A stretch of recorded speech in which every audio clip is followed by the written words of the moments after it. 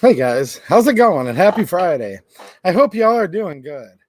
And yes, a huge report has just been initiated to expose the Sinister Michigan gun control plan. Now, this is put on by none other than the Michigan Department of Health and Human Services. And we're going to get into some of this together because this is literally crazy. If you live in Michigan and if you live anywhere else, quite frankly, because these blueprints, this stuff comes from what we call the other side. People who obviously hate the state of Michigan, but here's the deal. They hate America. They hate the Second Amendment and they hate the Constitution. And that's my opinion, but I don't see how you could come to any other conclusion. Because the Second Amendment, a well-regulated militia, being necessary to the security of a free state. See, that's what's so beautiful about it. It tells you the why before the what. The right of the people to keep and bear arms shall not be infringed. Well, we do want a free state, don't we? We want to be secure and free. Well, the right of the people to keep and bear arms, that shall not be infringed, and that's essential, and it's not optional. And people that come up with this, I've come to no other conclusion than they don't want you to be free. They hate America, and they obviously hate the Constitution because the Second Amendment is part of the supreme law of the land. So we're going to get into this. This is literally crazy. But before we do, I want to thank all of you for the many ways you help support the channel. Thank you to all my YouTube channel members where you guys get access to some extra content. I just posted some cool behind the scenes pictures of a project that I've been working on quite a bit for my landscaping business. So make sure you check the community tab there, the community post. Also, thank you to my Patreon supporters. Same thing, I just uploaded that for all of you, as well as my local supporters. Now, look, Locals is a different site, censorship free. Make sure you're following me there. And I'm going to say a little aside, if anyone's looking for some 380, if you know what I mean, if you're looking for some 380, you might want to go look at my most recent post there as well as X because it's crazy awesome. And I think you'll be very, very happy with what you see. Also, make sure you check out the other site that rhymes with Fumble. It's a sister site of Locals where I do a bonus live stream pretty much every week, censorship free, where we can do cool stuff that we can't do on YouTube. And as always, thank you for all of you who leave generous super chats, which I will read tonight. And if we hit our goal, I will do some live viewer Q&A. And that's my ad read. There's nobody sponsoring, no big companies that are sponsors. You all are my sponsors. And you can see I've just added more literature to my library here. Yeah. Good thing I'm not like one of those hippy dippy type that's like save a tree, because you guys should see the piles of stuff that I printed out over the years. I probably have a library of Michigan gun control documents bigger than probably almost anybody, but that's okay. That's part of the living I make is cutting down trees and stuff. So I do love forests. Don't get me wrong, but so if you remember the governor of Michigan, anyone ever heard of her? Look, I'm going to make this a family-friendly show as always, but they call her many things. Trust me, many things. You guys can sound off there in the chat. And shout out to the replay crew, by the way. You guys can sound off in the comment section. They call her many things. She'd like to offer you communion. Do you guys remember that? These people are literally sick. Well, now she's best friends with Trump. Did you guys see that?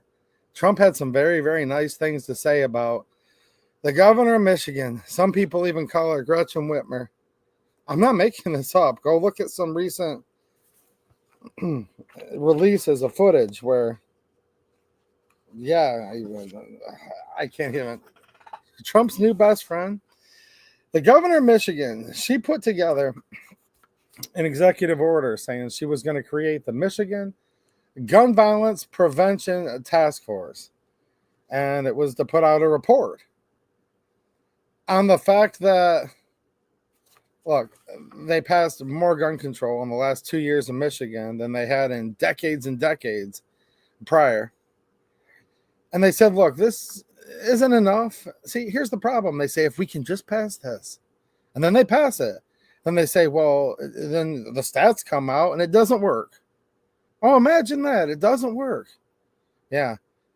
That old document, old is in a good way, meaning lots of wisdom in there. Written in 1789 and 1791. That works. The Second Amendment works. And back when this country we used to live in felt a lot more like America, we were a lot better off. But I digress. They say, hey, we're going to pass just this one more, and that'll solve all the problems. Everything will be perfect, even though that's literally insane, because you can never, ever, ever legislate morality. And look, criminals, by their sheer nature, don't follow laws. And good people generally don't need laws because your moral compass is going to stop you from doing things bad. And anybody that has any morality to them whatsoever knows that things like murder are bad. And the other crazy thing is they've already legislated that too. Murder's been illegal in all of the states in the United States, starting off with the colonies, the first states, all the way up to and including all 50 states today. The crime of murder is illegal. Did you know that? Well, I guess I didn't know that. I just found that out because, hold on a minute, just think about this. If we create a law making something illegal, that stops it, according to these people.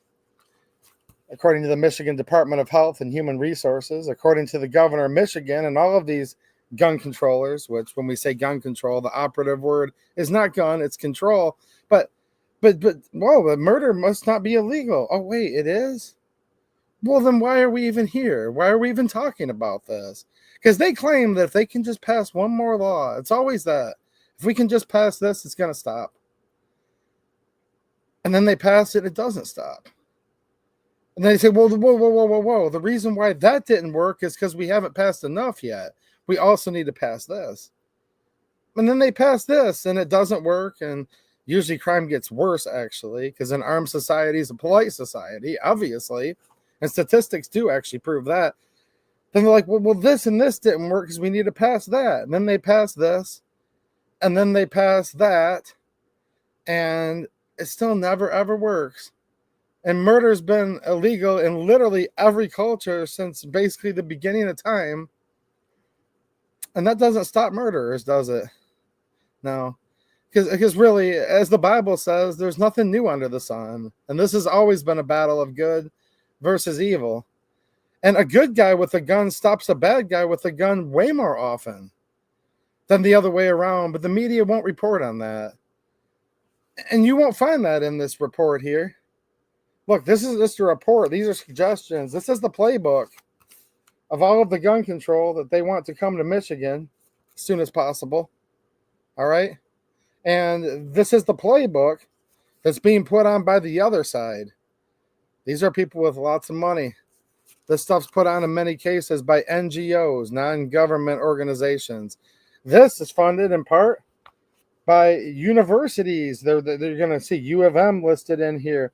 Resources. You're going to see the government of Michigan, meaning the Michigan taxpayer. And don't be surprised if this doesn't start popping up in many other states.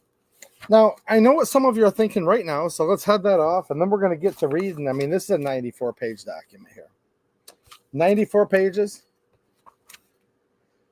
We'll see. Lots of wisdom in here. If we can just do everything that these experts say, then the world will just be perfect for the first time ever. What do you think? I don't know. A lot of you are like, well, hold on, dude. Trump's in office right now. Well, I hope he's changed his mind on red flag laws and bump stocks and many other things. And I'm hopeful. And so far, seems maybe he's seen the light on the two-way. I don't know for sure yet, though, but we'll see. Hey, I'm going to call a spade with him and all these people.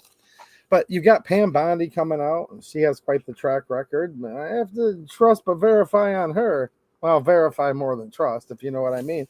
But hey, they're coming out with all this stuff now saying, look, on the federal level, we're not going to fund these type of gun control organizations anymore. We're reversing this court case. We're doing this. We're doing that. And supposedly, they're in the process of overturning a lot of stuff. Yeah, that may be true. And I hope it is. And it appears that they're kind of turning things around a little bit, at least. Hopefully a lot, but at least a little bit on the federal level. But keep in mind, when we use the term of federalism, well, we have 50 states. States don't have rights. You won't see states' rights in the 10th Amendment. And I always like to remind people of that because the only people that have rights are people.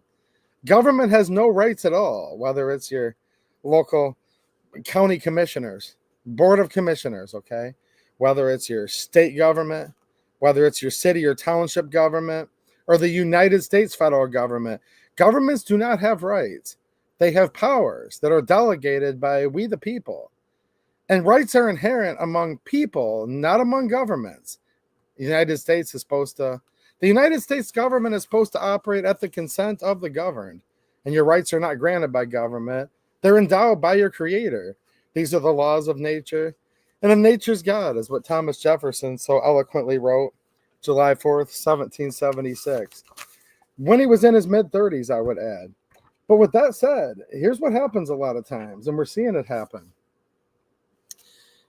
You'll have the United States government, at least on the executive level, not the judges. Wow, what about all these rogue federal judges? That's literally like insane. And I don't see anywhere in the Constitution where any federal judge can literally stop something from the executive branch on a whole nation level. So when it comes to certain parts of the executive branch in the United States government, people are kind of starting to get a little ray of hope. And most of my Republican friends are pretty darn excited. Well, that's the problem with living in a place like Michigan, because with the governor of Michigan, whether she's best friends with Trump or not, I don't know. He said very nice things about her. He's probably playing 6D chess. I'm just saying. But this is why they're wanting to come out with all this, in my opinion, actually. Because as soon as they see power starting to shift over where they're still in power, the other side is still ruling the state of Michigan. Trust me. They're going to push back and try to cram more gun control down our throat because things might be looking a little bit brighter on the federal level. All right? So keep that in mind. And federalism, it's called states' powers.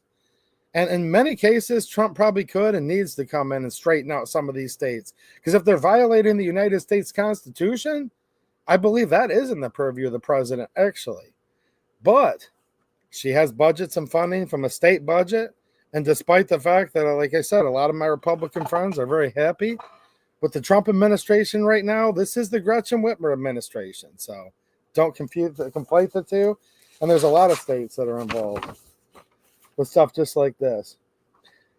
So it starts off, this is this task force, okay? There's a whole table of contents. And trust me, I'm not just going to sit and read 94 pages to you. That'd be pretty boring. You know what I'm saying? But we're going to go through a few things. It comes with a letter from the chair, an executive summary, a background, and then they're going to go through all these different talking points and talk about where gun control has been helping, and then their solutions to make it even more gun control. And these are things that they're suggesting. They're talking about resources for it.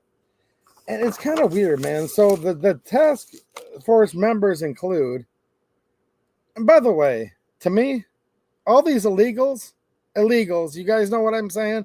They just need to get out. I mean, really? I want my darn country back. We're being invaded by all these people. Look, you got people like this Kamala, right? Kamala. Look, I say Kamala because, hey, look, let's call a spade a spade.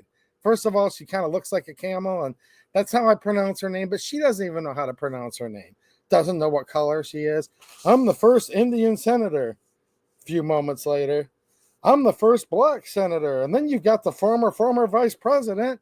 I'll lead an effective strategy to mobilize true national pressure. I mean, you can't even pronounce these people's names. Now, look, I'm heading somewhere with this. I can't pronounce any of these dang people's names. Now, does this really matter? I don't know. You tell me. But it appears this task force is headed up by none other than Dr. Natasha Bagdasarian. I mean, look, how come none of these people, look, and I'm not being rude. I'm really not. Some people say two-way EDU, you need to be more polite. Look, I'm the most polite person anyone's ever met, literally. But it's like, what is this where nobody can pronounce any of these people's names? Like, where do they come from? I don't know. Headed by the Dr. Natasha Bagdasarian, and many others, including Dr. Davida Colbert of Farmington Hills. Every woman that's on this list has a hyphenated last name, whatever you guys think that means. I'm just saying. All right, let's keep going. It's just like, of course, right? Of course. You literally sit here and you're like, oh, let's see who this lovely document was written by. I can't pronounce their name. Well, let's read down a little further. Can't pronounce their name either. No, I get it. There's probably somebody out there saying, well, two-way EDU, you don't have the best vocabulary. Well, no, I don't. But here's the thing. Like, with a fourth grade education, you can understand what the Second Amendment says. And that's pretty darn clear. And I can understand that. I can understand every word in the Constitution. And yeah, I know. I'm a landscaper. I'm not a highly sophisticated and educated man. But come on. Oh, here's Aaliyah Harlequin. Oh, wait, I'm sorry. Harvey Quinn.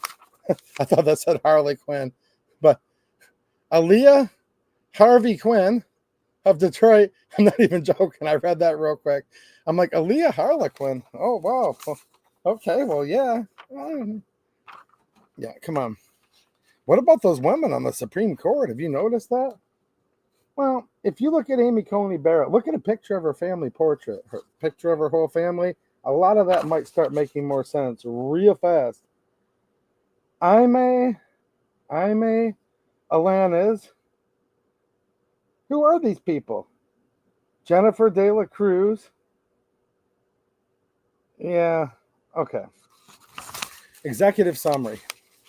The recommendations. Take into account all of the data gathered, oh boy, by the task force subcommittees and other key informants. You remember that whole you see something, say something? That was literally the ways of that was communism.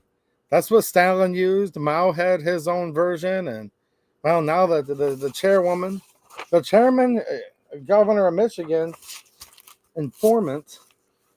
And you got to pay attention to this stuff. Subcommittees and other key informants.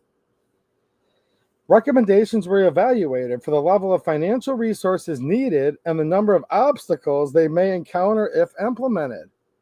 Okay, so hold on a minute. They're literally saying the Constitution. Okay, so in the United States, we know what the Second Amendment says. Michigan, Article 1, Section 6. Every person has the right to keep and bear arms in defense of himself and the state. Now they're going to go through, and that's why I'm kind of starting slow here. By the way, there's lots of good people in the chat tonight. How's it going, guys? Dude, Old Coasty, what's happening, man? We got Bill Alexander. We've got James, Bill Campers, Colin L., YT Sparty, Mateo.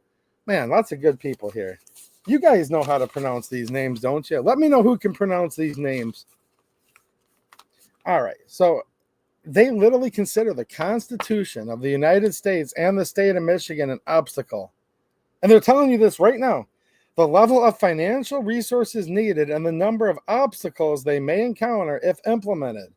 These recommendations were then plotted on a chart to view which recommendations were likely the easiest to implement versus the most challenging to implement.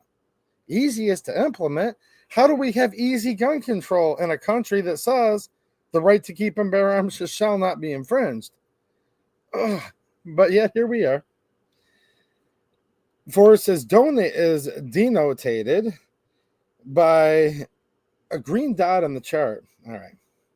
They're going to develop fundamental mechanisms for the implementation of the task force recommendations, create work groups, yada, yada, yada. So there's literally going to be this flow chart, and they're going to have pages and pages of these, and I'm just going to skim through some of this. But this kind of tells you, improve data, infrastructure, collection, and access. Collection, yeah, that's actually a big part of this. And then the expenses it's going to cost. The more it costs, the more it goes over this way. The most obstacles, meaning the most violative of the Constitution, goes up this way. All right.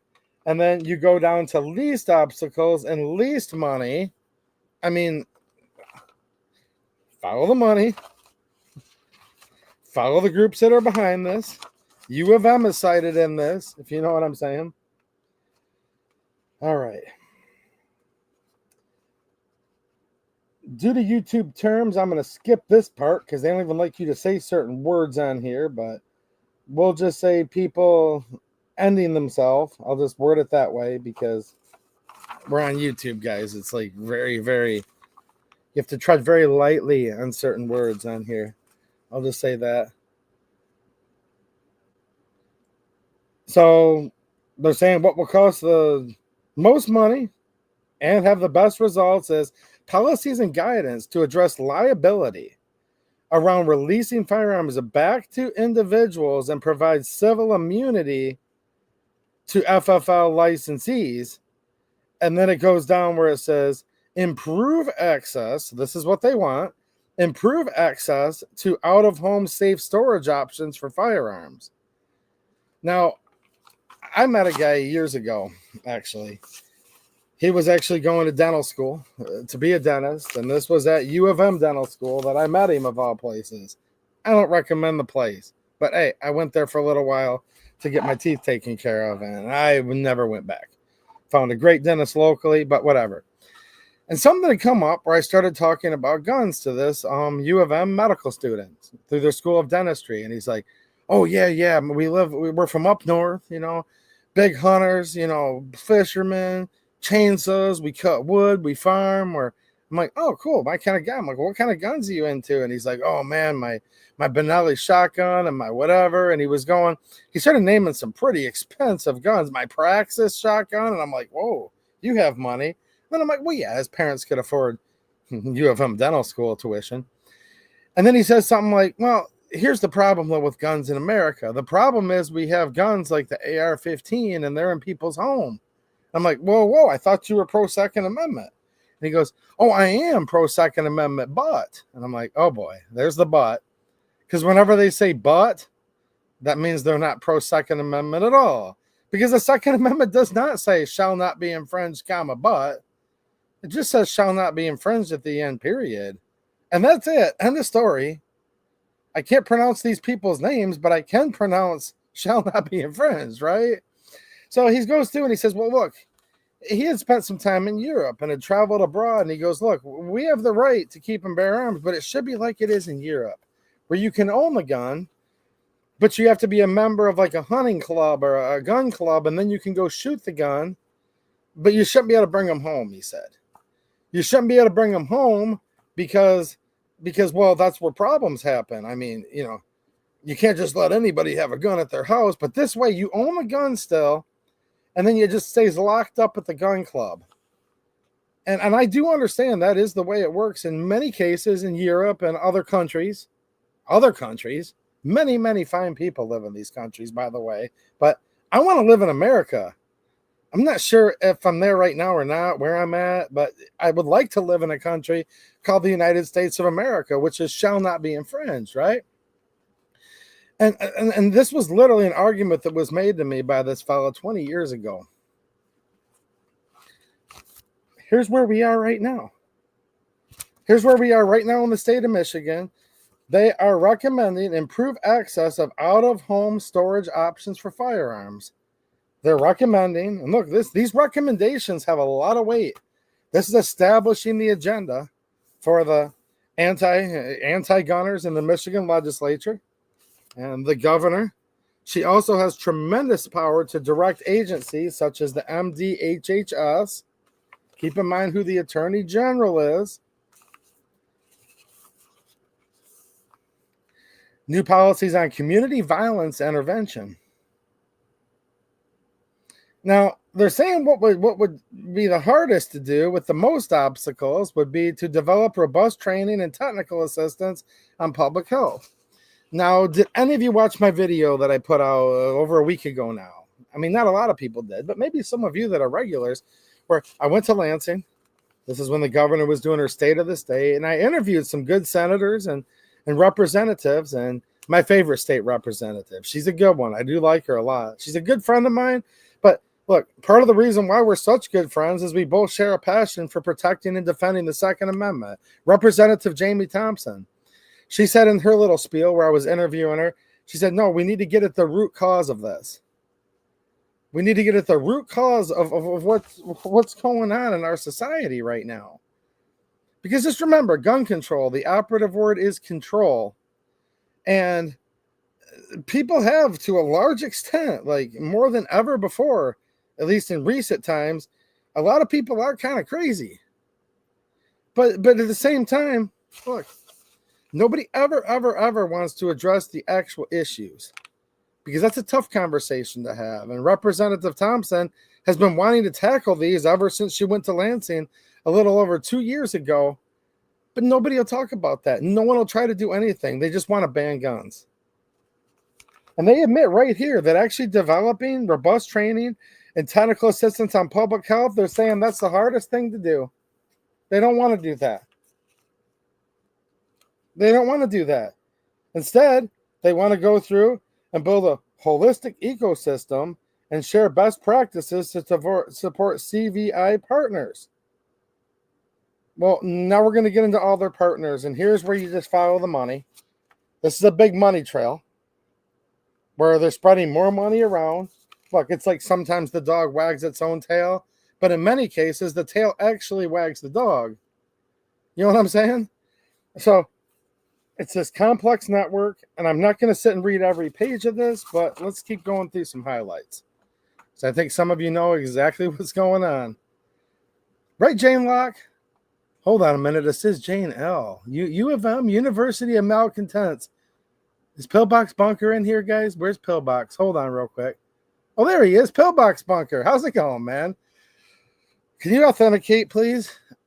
I literally saw a fake Jane Locke again just the other day on here in my comment sections. Let me know if that's the real Jane, and I hope it is. If you don't mind, Pillbox, could you please help me authenticate? All right. New policies on school safety. So, review existing school safety legislation to add non-compliance actions that would outline consequences for failing to follow the law. That's the most obstacles. Okay, that's the most obstacles. But what they're saying they want to do, let's go down here. This is the sweet spot that they like. Recommend OK to say as official school safety tip line. Improve after action reports and send to the Michigan State Police for analysis. Develop a robust one-stop online hub where Michigan schools can access safety resources and best practices. That wouldn't cost much money. Here's the problem. So they passed the so-called safe storage. And when we say safe storage, safer for the criminal, right? Because they don't follow laws, and when they come into your house in the middle of the night, they're cock-locked and ready to rock. Well, you're supposed to be, if there's children in the home, you're supposed to be fumbling around with your gun lock, your gun safe. Okay. They also set up, in conjunction with that, an educational curriculum where MDHHS is to send out to the parents of all the students through the school systems. And by the way, this is public and in non-public schools. So some of you are like, 2A EDU, I'm good to go. And then look, there's many good reasons to do this. God bless all of you who do. And I really mean that. But I'm homeschooling my children. No. This curriculum, this information about how to store your guns within your own home. Think about that. Are you the man of your house? Seriously. Are you the man of your house? You're thinking to yourself, well, heck yeah, I am. No, actually, the governor of Michigan thinks she's the man of your house. And, well, I don't know if she's a man or not. I'm just saying. But look, all parents of school children are going to start receiving, and they're working on it as we speak, this curriculum to teach your children how the state of Michigan says guns should be stored within your home. Yeah. They've also funded a tip hotline. A tip hotline where students can rat out their parents for not storing the firearms properly within the home. And they said, well, if we can just do that, that would be enough. But it's never enough, because this is yet another tip hotline that they want to establish, and basically an online aspect of it. Create a standard definition of school resource officer, SRO, with ongoing training and education. Now, in our community, we're going to have mixed opinions on that, quite frankly. All right. A lot of my Republican friends are back the blue, the thin blue line, and they want as many police as possible. The more funding of police, the better. And if it gets to the point where there's a cop standing on every corner, a lot of my friends will say, well, I want 2 on every corner and 10 on every corner. And please scoot over, sir, just a little bit so the cop may lay in bed between you and your wife. Look, I know people that are like so thin blue line, they literally would do that. But then I have a lot of other friends. A lot of these are maybe more of my libertarian friends and whatnot that are like, dude, F the police. Like, we don't want to live in a police state. And then you're going to meet many people all the way in between. I'm definitely not on the one extreme, the first extreme, no matter what. But I'm not all the way to the other end either. Look, police that honor their oath, okay, that honor their oath, that are going to swear to protect and defend the Constitution against enemies, foreign and domestic, those are good ones. Now, when they're given an order that violates it, what they do in response to that, that's where we may or may not have issues. All right. I know I have a couple friends, a couple good friends, actually. I was just on the phone, hadn't talked to him in a long time, but with my good friend, Rick Nieper. And I do want to have him on as a guest again. He's been a guest on my stream. It's been a couple years now. We've been busy. He's like, dude, one of these years, I'd like to come on and be a guest again. Dude, we were talking about it. He's a local cop. He's a school resource officer. All right. And just talking to him, we don't talk about his job a whole lot, but it comes up here and there. I do believe he's trying his best to uphold the Second Amendment while wearing a badge and taking the oath. Look, that's my friend Rick, and there's a lot of good people like that out there. But there's a lot of cops that are not like that too. There's a lot that are just complete and utter jackboots. And I see stuff that just makes me just like, it's just, You guys know what I mean by that, right? You'll see videos online and stuff of things that happen, and it's like, no. I don't want a police state either.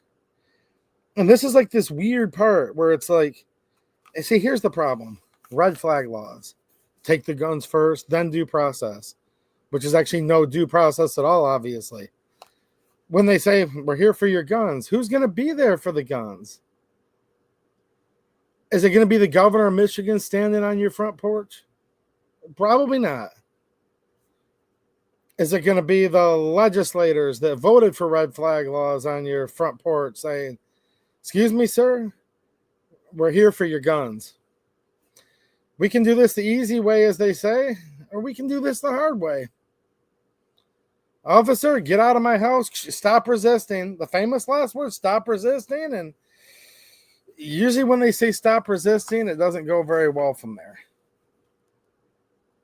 See, here's the thing. Like, none of these red flag laws and seizures and all of this stuff is possible without police that are willing to violate their oath and willing, instead of literally to the best of their ability, upholding and defending the Second Amendment. There's a lot of police out there. You guys remember the Nuremberg trials? Yeah. It's where they were trying a lot of the Germans that were a member of the Reich that was to last 1,000 years. They had a common defense and said we were just following orders. And in international court, it was made plain as day, just following orders is not a defense. And a lot of these guys that were old at that time got locked up and put in prison. Because in international court, they said it was not okay to do the things you did, regardless if you were following orders or not. See, that's why there's just such a fine line, man, between a cop that's out there. I saw my friend Jane. I hope this is the real Jane. Yeah, Jane, there's people out there that want to be Jane Locke, which I don't blame them, actually. I get it. But, you know, Sheriff Darleaf, I talked to Sheriff Darleaf face-to-face a year or so back. I said, well, if they come to confiscate our guns, will your department take part in that? And he said, oh, no. Like, heck no. Like, whoa. Like, I'm like, well, hold on. Here's my more important question. If they're coming there violating constitutionally protected natural right to keep and bear arms of someone, would you put your deputies, because Nessel, remember Nessel, Dana Nessel, the Attorney General said, if some of these sheriffs won't enforce it, I'll send people who will. And this was right after right after she had said that. And I said, well, what if she sends her state police in? He goes, no, that ain't going to happen in my county. I said, would you put armed deputies in between that person's door and those state police, the jackboots that are just following orders that are going to take that person's guns with no due process of law? Because here in America, not only the right to keep and bear arms shall not be infringed, but also here in America, they can't take any of your property, your life, or liberty without due process of law. And that's literally one of the only things that makes America different than other countries. I didn't have to explain that to the constitutional sheriff, Dar Leaf, but he said, yeah, if it comes to that, I would, and I will. Now, there's not a lot that would do that. Would he do that? I have no reason to doubt him, actually. And God bless him for that. And God bless any cop or badge wearer or oath taker that would put themselves between another badge and a person because they believe the Constitution is more important than that. So that summarizes about the best I can in a brief amount of time my position on the police. And it's not just in all one way or all the other way. Trust me, it's not. It's far more complicated than that. But here's the crazy part. The leftists, the other sides. All they want is to defund the police. They hate the police. They've been rallying. Look, they had these mostly peaceful protests. The media called it the Summer of Love for a couple years straight, just a short time ago. Do you guys remember that? Do you guys remember Kyle Rittenhouse? Brave young man. Nice guy, by the way. I actually met him in real life and got to kind of spend alone time with him, if you will, for almost an hour when I was waiting to open up for him at a rally that I spoke at. A nice kid, dude, you know? I mean, young man with all due respect. With all due respect. I like that guy. Really nice guy. But look, all they were doing is defund the police. They had all these chants. They wanted to do this. They wanted to do that. Obama started a bunch of this crap. They all started this. They hate the police until it comes to one thing, though. And this is why I wanted to bring this up, and I'm dwelling on this for a minute. When it comes, though, to confiscating your guns, then all of a sudden the leftists are pro-police like they've never been before. In fact, the left, the communists, they're pro-gun. They love guns as long as they have them. Because look, Chairman Mao of China, right? Oh yeah, the color revolution, Mao. They literally killed so many millions of people we don't even know, but it's in the tens of millions of people. Some of the estimates say on the low end, maybe 50 million people. Look, to the best bets we can, because a lot of these people, there weren't even records of their life or their death. God knows they existed, though. You know, God knows everything. But people don't even know most of the people that were killed during this communist revolutions. Hundreds of millions of people have been lost to communism just in the last 100 years. Just keep that in mind. And Mao said, all political power comes from the barrel of a gun, and he was right. That's one of the truest things that's ever been said. Might equals right for these people. And where they have the Capitol building where it's banned, nobody can carry a gun in the Capitol, except for legislators are exempt. And of course, the Senate police, they can be armed. The ones that denied me a media pass. This is the same state right here through the Michigan Department of Health and Human Resources that deemed that yours truly, you know, and look, I'm glad I'm not. And I discussed this thoroughly last week. Trust me, I'm glad I'm not. Look, I'd rather be just a low-educated guy that's like just talking to all of you that can understand shall not be infringed than any type of fancy credentials. But the same Senate police that can have guns in a building that you can't have guns in, one there's never been a shooting in, and the building goes back to the 1800s, that same building, the Michigan Capitol building, they're the ones that deemed yours truly to not be media. So wait a minute. So if I go into the Michigan Capitol building, I probably know more representatives and senators right now in Michigan than almost anybody I know that's not an actual legislator. I can get us all the information we need, and I do, and I will. And I'll have some more legislators on as guests if you guys find that to be either a good time or informational. Trust me, I'm going to report on stuff like this that none of the media is going to cover. But I have to go and pick and choose whether I'm going to exercise my First Amendment protected right. Several things that are encompassed under their freedom of speech, my right to petition my government for redress of grievance, to be a member of the press, the media, because literally I put out more information on this stuff than anybody, I think. I think so. Let me know if there's someone else that's put out more in the last couple of years. But look, I have to choose between all of that, whether I can watch open public meetings or not, and my Second Amendment protected natural right to keep and bear arms, because I can't do both. I can't do both. So trust me, these people love guns, and they all have their guns, and they exempt themselves every single time. And the same ones, the fox is literally guarding the hen house, says, but 2A EDU, you're not media. Just let this sink in, because again, one more time, I'm glad I don't have a media pass. Like, I promise you that. But the implications of this are much greater. Do you think we live in a police state when the Michigan Senate police decide who's a member of the media or not? You literally realize that, like, people with guns in communist countries decide who's media or not. So, yeah, they're attacking the Second Amendment while they're attacking the First Amendment, and they're both coinciding equally in some points. Sometimes they're going after the second a little bit more. In other cases, they're going after the first a little bit more. When they can, they'll go for all of them at the same time. They've gone after due process of law. They've gone after the takings clause. They've gone after the 14th Amendment with red flag laws, as we articulated earlier tonight. And that's why I love the whole Bill of Rights, obviously. And it really ticks me off that I should ever, in my capital, remember, these people work for you and me, that I should have to choose between the First Amendment and Second Amendment. Only a tyrannical government would ever make anybody choose between two of the most fundamental natural human rights that exist, that are endowed by my Creator and bona fide. Look, it says shall not be infringed. It says don't tread on me. That's what the whole Bill of Rights is. Don't tread on me. And this is the definition of a tyrannical government. They want more police every time when it comes to confiscating the guns. They hate the police every other time. When it comes to all these hoodlums, when it comes to all these illegal foreign invaders, because that's what they are. We've been invaded by tens of millions of illegal people.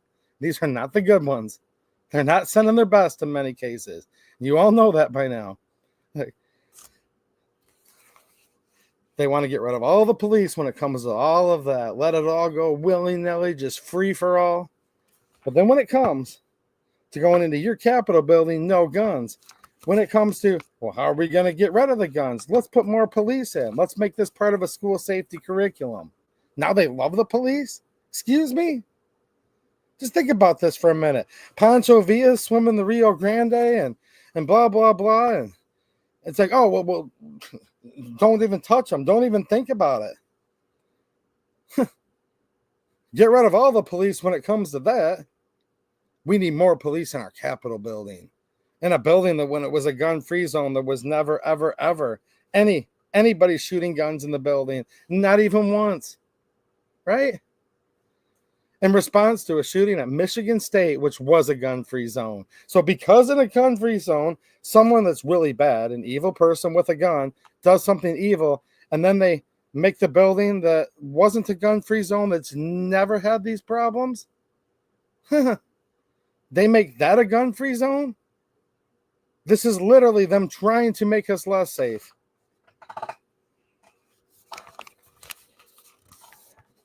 They also want new policies on intimate partner violence. Okay, so this ties in with the red flag laws. All over again. All over again. And look, I'm going to read this real quick here. I'm glad you said a lot will not stand against orders. The military did an experiment in 1996. This is Jax McAllister, by the way, with the comment. They asked all the soldiers if they were ordered to take out a civilian, would they? He said 60% said yes, fail. Look, I can't verify the accuracy of that, but I do know, I've talked to veteran friends. I think my friend Mateo and I, who I believe still in the chat, I don't want to misquote him here, but I remember Mateo's a Marine, and he told me there was a survey that he took that was along those lines. Chime in, Mateo, if you're in the chat. But look, I've heard about a lot of this. Look, man, there's some good ones out there. How many people do I have right now watching? And chime in, replay crew, if you're watching later on. How many do I have that's taken an oath? Maybe you've been a public official. Maybe you're a policeman. Maybe you're active duty military. Maybe you're a veteran of the United States military. How many of you took an oath? And if yes, the second part of my question is, did you honor the oath when you're in? And do you still honor it now? Because I know some people that are like, look, I just had a job to do. I honored my oath. I did my job. When I got out, or I quit, retired, whatever the case was, got kicked out. I know I have some friends that got kicked out of the military too. That happens. It does. Some of them because of some BS. Some of them weren't very good people. But regardless, you know, they'll do it different ways. I got out, left, retired. And I have had a couple friends, just to be honest. And when I say friends, and you know, acquaintances, right? You know, that are like, hey man, dude, when I was in, I was in. Now I'm out. That's all over with. I don't really care anymore. But most of my friends that are veterans, especially my veteran friends, see a lot of politicians when they get out, oh, that's when the lobbyist money kicks in. That's when they start working for these NGOs. Usually they're just too busy they're too busy looking at their bank account balances once they get out of politics to even answer such a question. But most of my military veteran friends have actually told me, no, they took that oath and they meant it then and they still mean it now. I mean, I'm just curious to see what you all think about that. Was there any exception to your oath back then? And now that you're out, and I think that can encompass everything. Now that you're out, right? Does it still?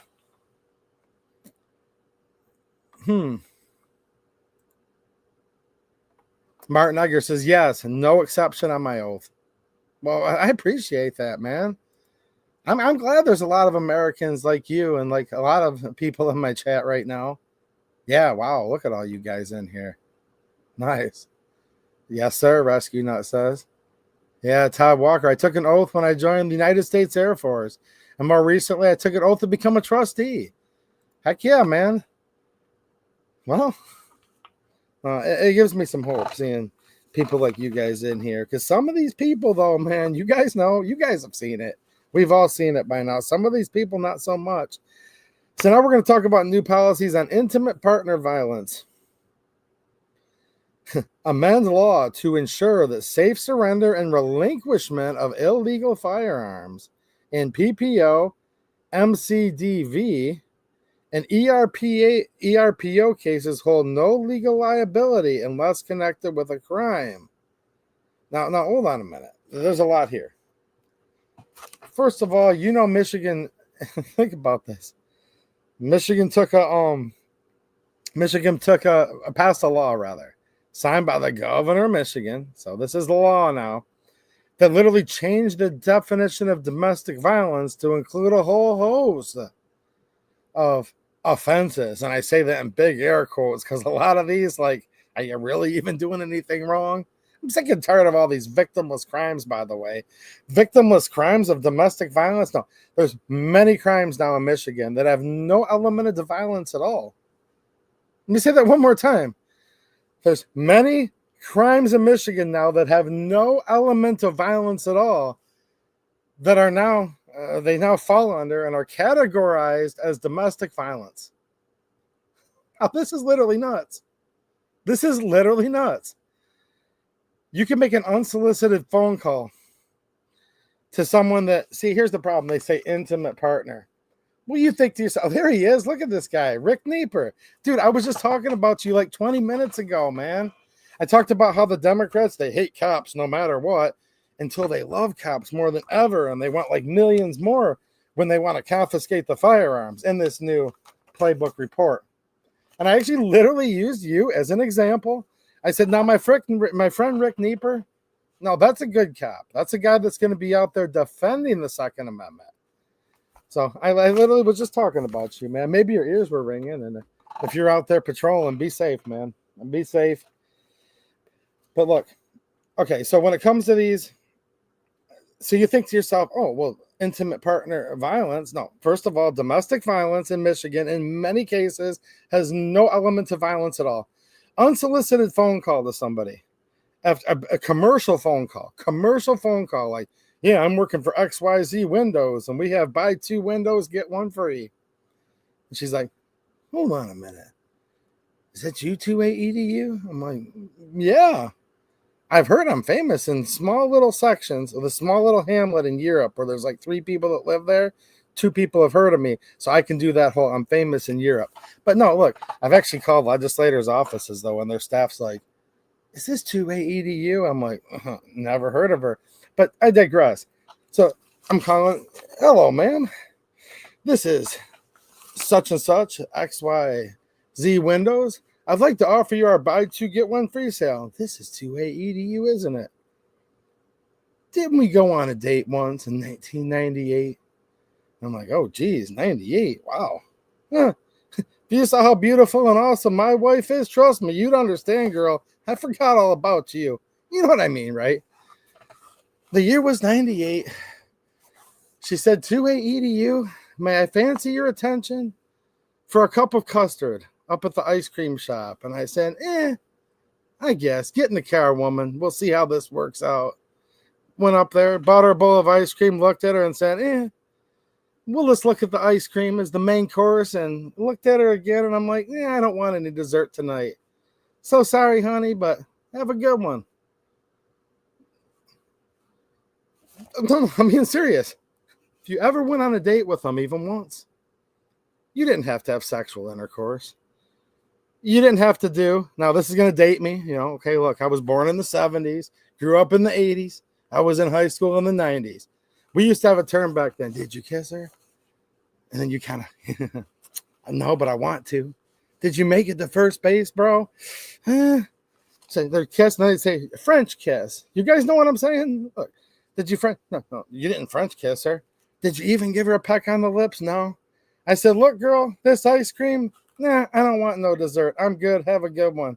Thanks for watching, and have a good one. That's what I'd say to these girls back in the 90s. I used to have to beat them off with a stick, but I was a prude, and, I didn't do anything like that. Now that would count as an intimate partner. And I call her and say, would you like the Windows buy 2, get 1 free, ma'am? And she's like, this is two-way EDU. It's 9:01 p.m. This phone call is unsolicited. We're considered intimate because we went out on a date once. And you're like, oh, man, it must have been dark out when I first saw you. You ain't my type, girl. Have a good one. Very politely. And then it's an unsolicited phone call. Look, that qualifies as domestic violence in the state of Michigan. Don't believe me? I did videos covering this when this passed. Right, Vince? I mean, think about it for a minute, man. It's like,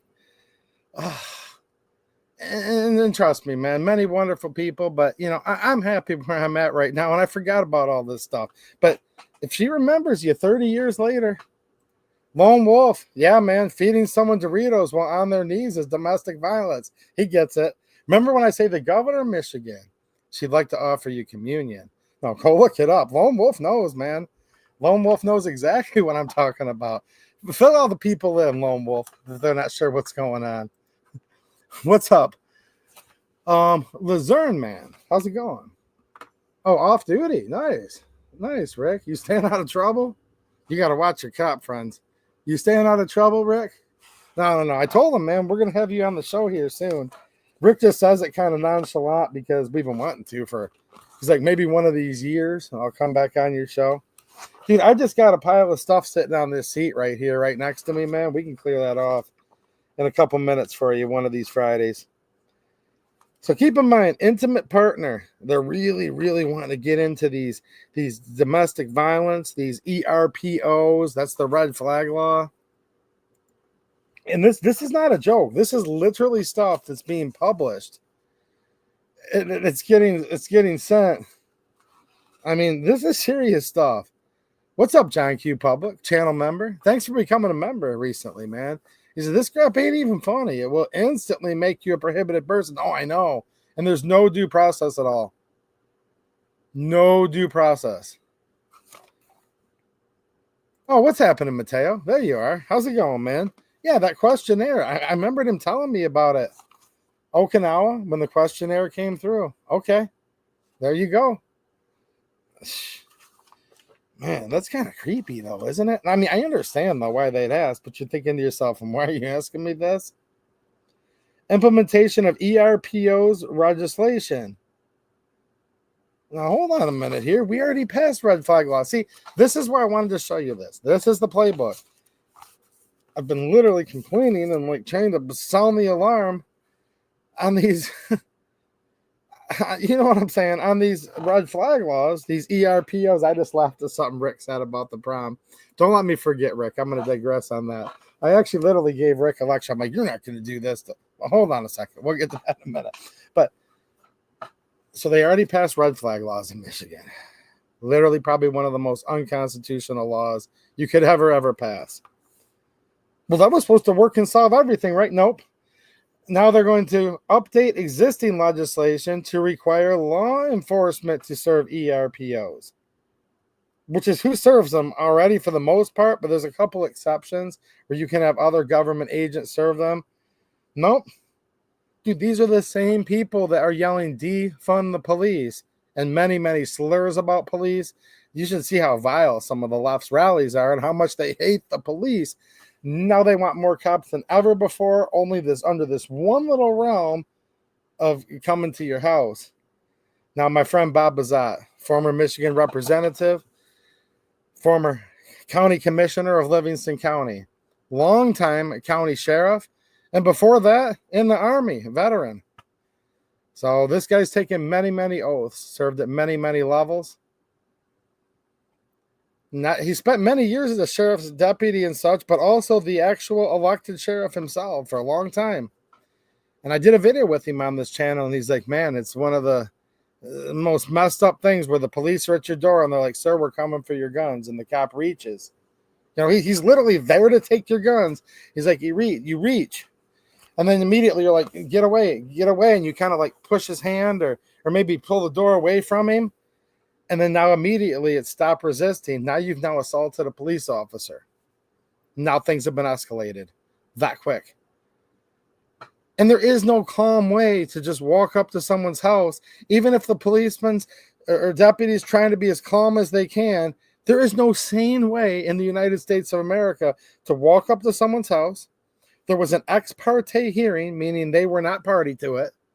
I don't know Latin, but I think that's a good way to translate it. Ex parte means it's a party. You ain't invited. We're not invited to any of these parties, by the way, unless you're part of the big NGO donor class. Then you can come to this party. But there's a hearing. She flagged you. Remember that date when I said I took her out for ice cream in 98? That was it. Well, that person still has standing to red flag you the rest of your life. And the cop comes there. Excuse me, sir.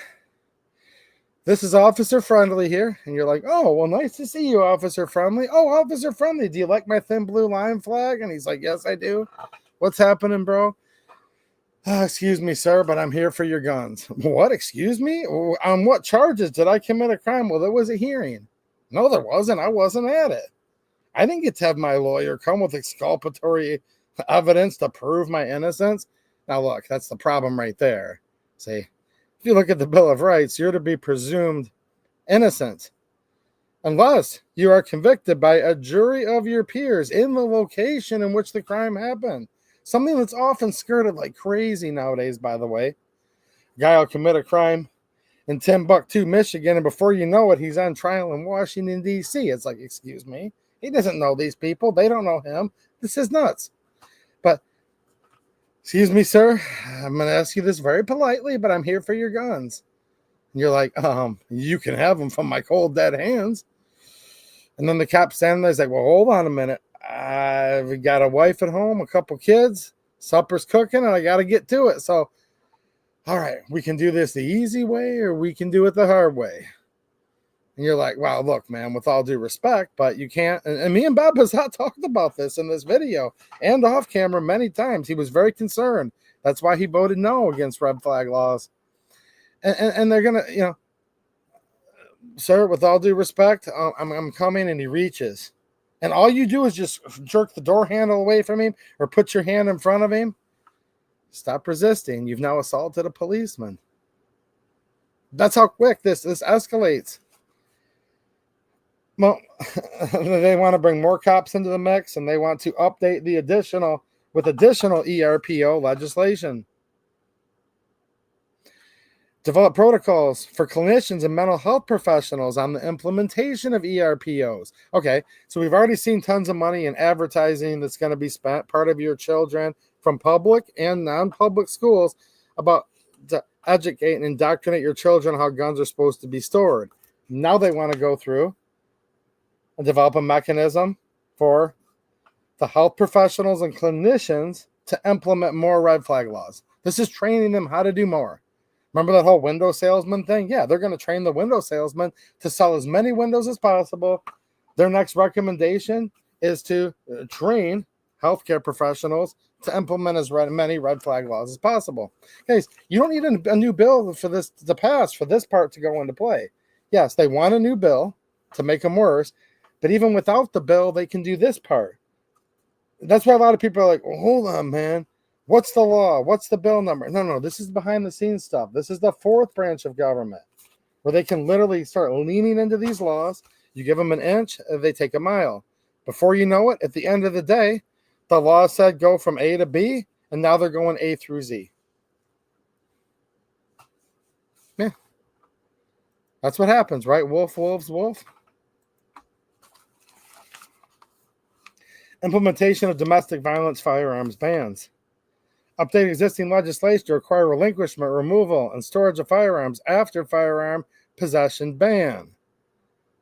Require that firearm possession bans be recorded in both the NICS, that's the NICS, and then the NCIC. But remember, they want to play on your emotions. When they say domestic violence, sure, there is a guy that comes home sometimes. His wife's beautiful on the inside and out. She cooked his cheeseburger a little too well done. You know, he wanted it medium. She cooked it medium well, and he said, "Woman, to heck with you," and gave her one. Now that sounds like kind of a bad dude. I mean, she should have cooked his burger better. I get it, but at the same time, like, somebody just comes home and starts beating on someone for no reason. And look, there are really bad people out there. I am not for 1 minute saying there aren't people out there that don't deserve to be among us. And look, if you're so dangerous to society, lock them in a cage. I believe in the death penalty too for a lot of these really egregious criminals where there's no chance of reform. Through due process of law, that's very important here. That's the utmost importance. Through due process of law, they've been found guilty by a jury of their peers, off with their head. That's what the United States was founded on, by the way. But I digress. Yeah, there's some people out there with domestic violence charges that are bad women and bad dudes. There's women commit violence too, trust me. Look, to all my women friends, we got to be fair right now. There's a lot of simps out there nowadays, and I can't stand a simp. And you guys know what that means, don't you? But look, we have to be fair. There's violent women too, okay? There's women that hurt people. But look, man or woman within the home that's just hurting people, yes, that exists. Of course that exists. And if they're not safe to be among us, lock them up. If it's bad enough, get rid of them. I mean, that sounds fair enough, doesn't it? Through due process of law.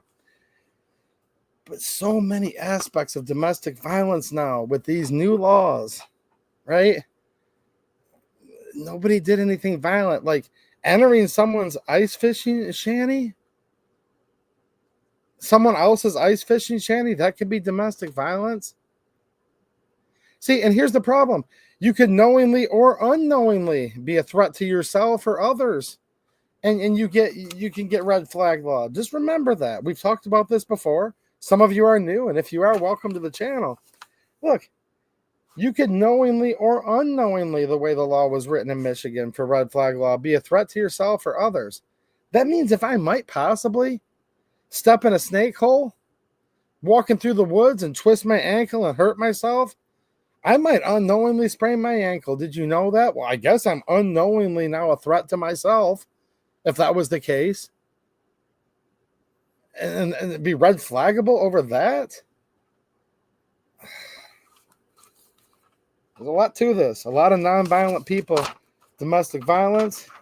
This can be knowingly, this can be unknowingly, and they're wanting to promulgate all this stuff off of it.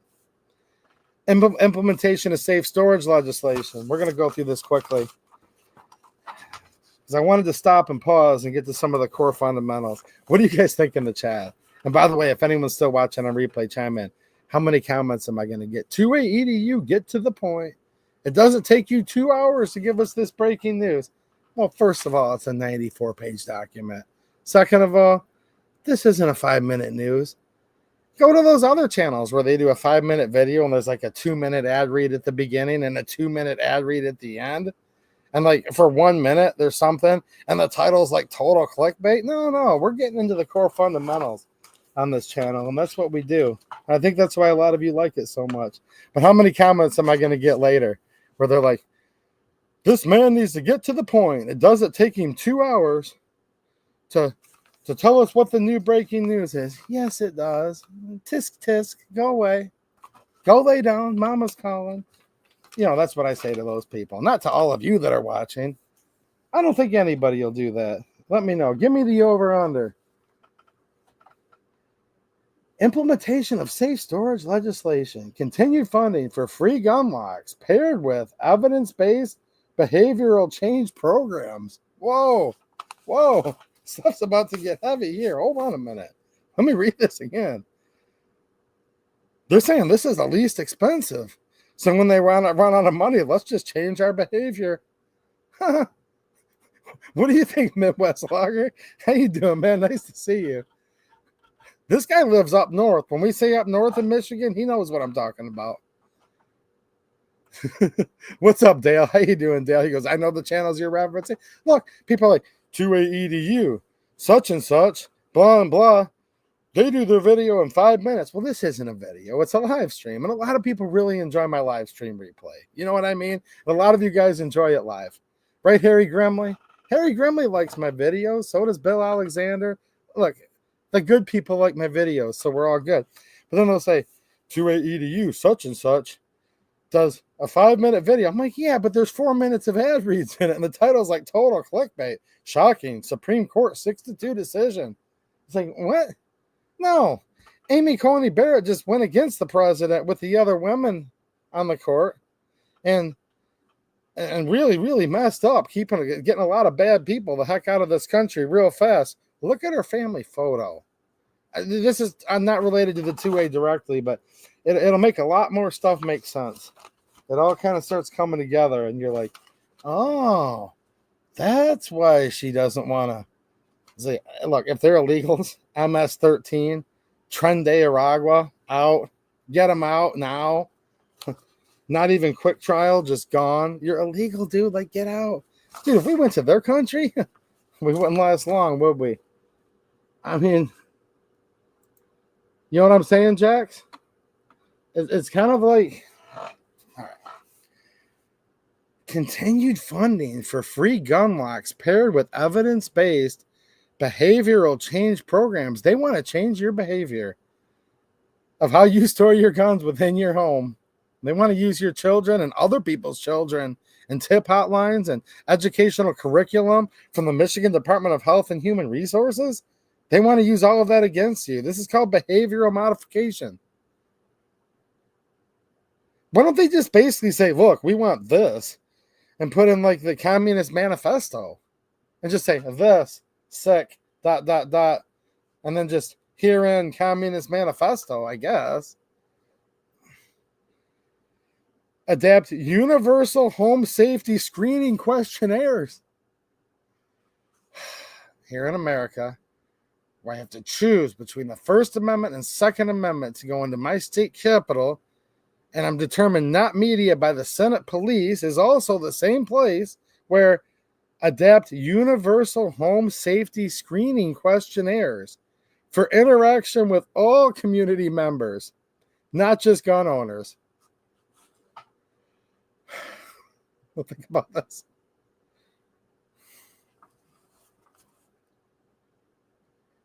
Adapt universal home safety screening questionnaires for interactions with all community members.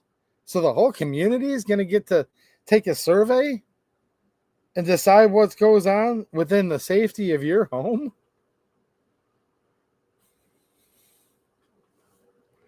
No, I agree with you, Trent. Heck yeah, man. I know, dude. Like, man, Me and you would get along great hanging out at the state capitol. Trust me. What I do in my home is my business, he says, not the government. Well, it's the whole community. It takes a village, they tell you. You ever heard them say that? It takes a village to raise your children. No, it doesn't. It takes a mom and dad to raise good children. Guided by God, if I can add that. And I will add that.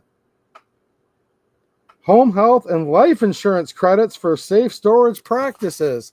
So you know what this means. They raise everyone's insurance $100. I'm just making this up. It'll probably be thousands. Does anyone pay for car insurance in Michigan? It's one of the highest in the country. Michigan's ranked 38th out of 50, though, for economic status. We're the 38th poorest state in this whole country. I'm being dead serious. So what they'll do is they'll raise everybody's health, home health, and life insurance. They'll raise it $100, and then they'll give you a $75 credit if you can prove you have safe storage practices. So this is right here in writing. And this is serious stuff. Home health and life insurance credits for safe storage practices. I mean, I'm just going to sit here speechless, Midwest Lager. What do you think about this, dude? Has anyone else here hung out with Midwest Lager before? Dude, he's a good dude, but I'll tell you what, you wouldn't want to mess with him. I promise you, like, you, and get like 3 or 4 more of us, I still wouldn't want to mess with this guy. Really cool dude, though. What do I make of this? Dude, he's a logger and a blacksmith. You don't want to fight a logger? You don't want to fight a blacksmith? See, this is why I run my mouth so much. I've got friends that are really tough all over the state of Michigan. But look, home health and life insurance, they're going to get into your insurance rates over how you're storing firearms within the home. What do you think, Jane? Did Pillbox Bunker authenticate? Is this the real one? I think he did. I think this is the real Jane because she says MX5. I think we're going to go with this.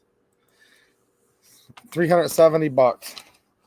Well, how are the firearms? Miss Jane, how are the firearms stored within the home? None of your darn business, which she would say. I'm actually being very polite. Jane wouldn't be as polite as I'm being right now. Jane's like, come on, dude. I'm not going to be that polite. Trust me, she won't. Excuse me, Miss Jane Locke, how are the firearms stored within the home? Bleep, bleep, bleepity, bleep, bleep. I mean, family friendly. Jane's family friendly. She gets it. But look, up. What did you say? It was 370. 370. Up, Jane's Miata. Now it's 670. 670 for 6 months. I mean, right, Harry Grimley? Ooh, will the real Jane L please stand up? Please stand up. Hold on a minute. Jane's insurance just went up to $600 when this gets passed. Excuse me, Miss Jane Locke. We'd like to, Ms. Jane Locke. We'd like to come in the home, and survey says we took a survey from your neighbor. Jane's got a liberal neighbor down the street too. I know she does. I remember conversations, Jane. We did a survey of the whole community, a universal home safety questionnaire, and interactions with all of the community members. And one of the community members said, well, Jane Locke might not be quite copacetic with the governor of Michigan. And then they're like, excuse me, I'm just following orders, Jane, and I'm here for your guns. You know, just think about this. I took an oath to follow orders. That's not going to go very well for them when they say that to her, but whatever. Your insurance just went up to $670. Now here's more money. Dude, just follow the money. This is literally this whole chart. Follow the money. I'm going to get into crime rates, and then I'm going to read some of this chat. Encourage grant making for community organizations involved in safe storage campaigns. Bingo. There's the NGOs. There's the non-governmental organizations. So the dog wags its tail. All right, think about this. The governor of Michigan puts this in place. Tons of money behind it. And look, this stuff holds a lot of weight too.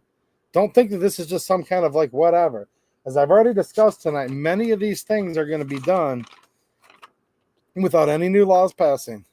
And I wouldn't put it past them to pass more laws. Because here's the thing. These Republicans, I'm just going to call a spade a spade. And I hope it's not the Speaker of the House, Matt Hall, who voted for gun control. I hope it's not him tying this up. I would hate to. It would pain me to call him out. I would hate to do it. But for some reason, while there's a lot of good ones out there, there really are, for some reason, the Republican-controlled Michigan House is yet to defund or repeal anything yet. I anticipate they will. And I hope that the Republican Speaker of the House, Matt Hall in Michigan, I hope he's changed his tune where he's voted for gun control. He voted for the safe storage, so-called safe storage. He voted for it.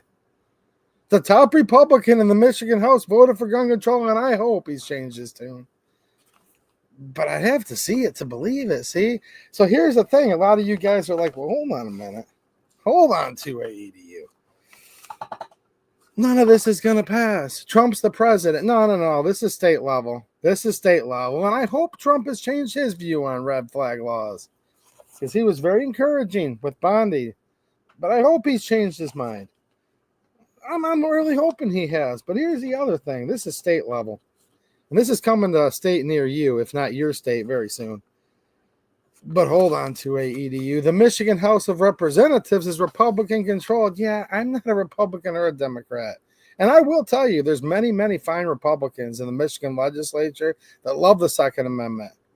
Heck, we had our favorite state representative in the chat just 2 weeks ago saying, guys, you have to start calling more. She was telling you the truth. It's just simple. Yeah, guys ain't calling enough. But here's the deal, man. For some reason, so no new laws have to pass, but I wouldn't be surprised if more gun control passes. Because, see, the Speaker of the House voted for gun control last term.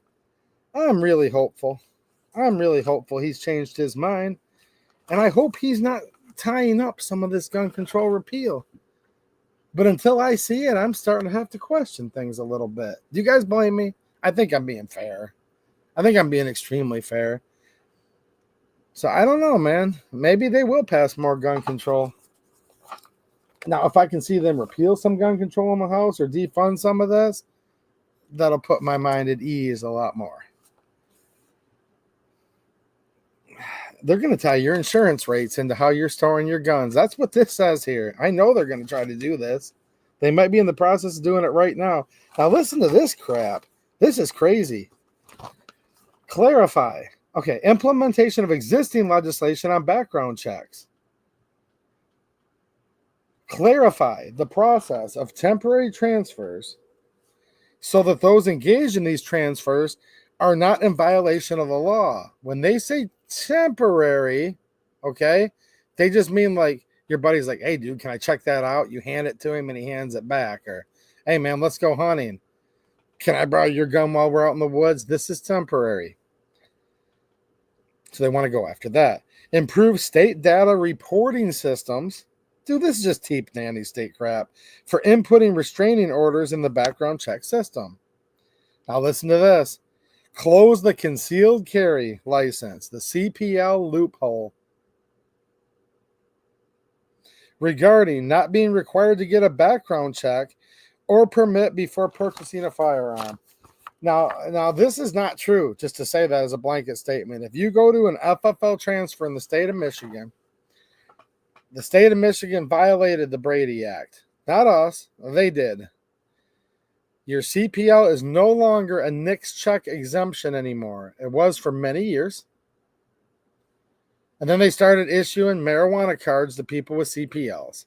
And the feds came in and said, marijuana is like the highest scheduled drug there is, essentially. And no, I'm being serious. Go look it up if you guys don't believe me. Mary Jane, as some of my acquaintances and friends call it. They say, look, your friend Mary Jane is considered more higher scheduled than powdered cocaine. That's how bad marijuana is, according to the federal government. Hey, look, I'm not kidding. A lot of you guys are like, no, it's not. In federal statute, marijuana is higher scheduled than powdered cocaine.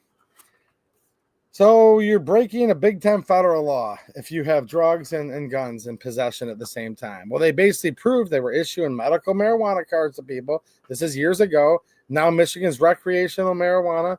Anything goes unless you're a firearms owner. Then virtually nothing goes. It's just how these Democrats work. And Republicans too. Some Republicans. Speaker of the House, Matt Hall, I hope he's changed his ways. But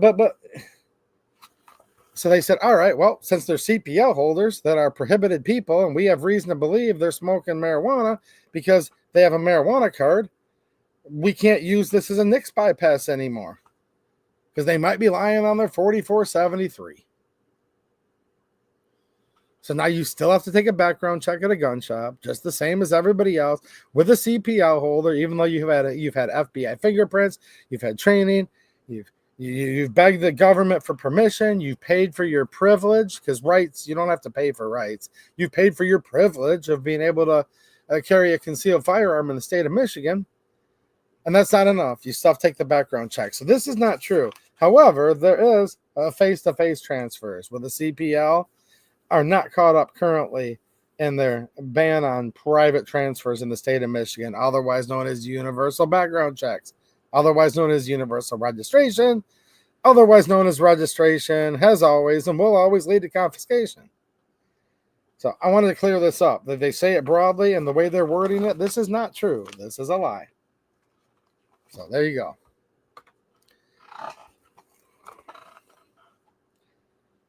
Amnesty.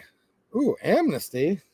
Amnesty for self-reporting violations of the law when a firearm is transferred without the correct permit. So they're saying you can voluntarily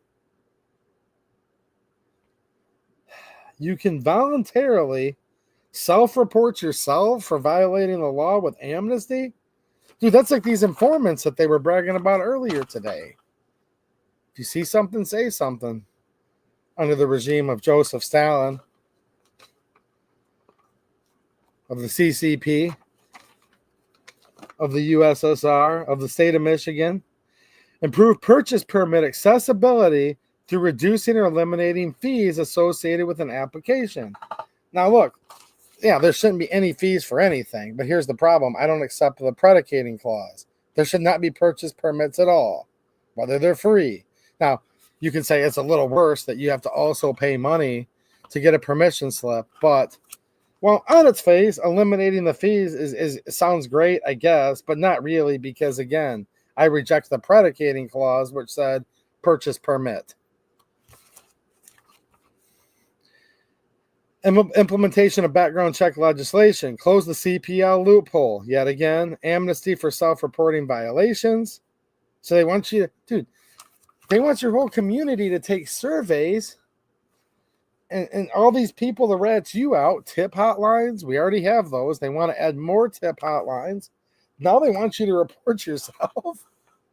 I mean, what do you think of this, Harry Grumley? They want you to support yourself?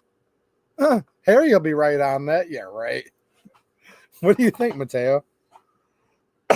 Sir? None of your neighbors have ratted you out yet, so we're going to very politely, we'd like you to report yourself, sir. Mateo, I'm here from the government. I'd like to know, how are the firearms stored within the home?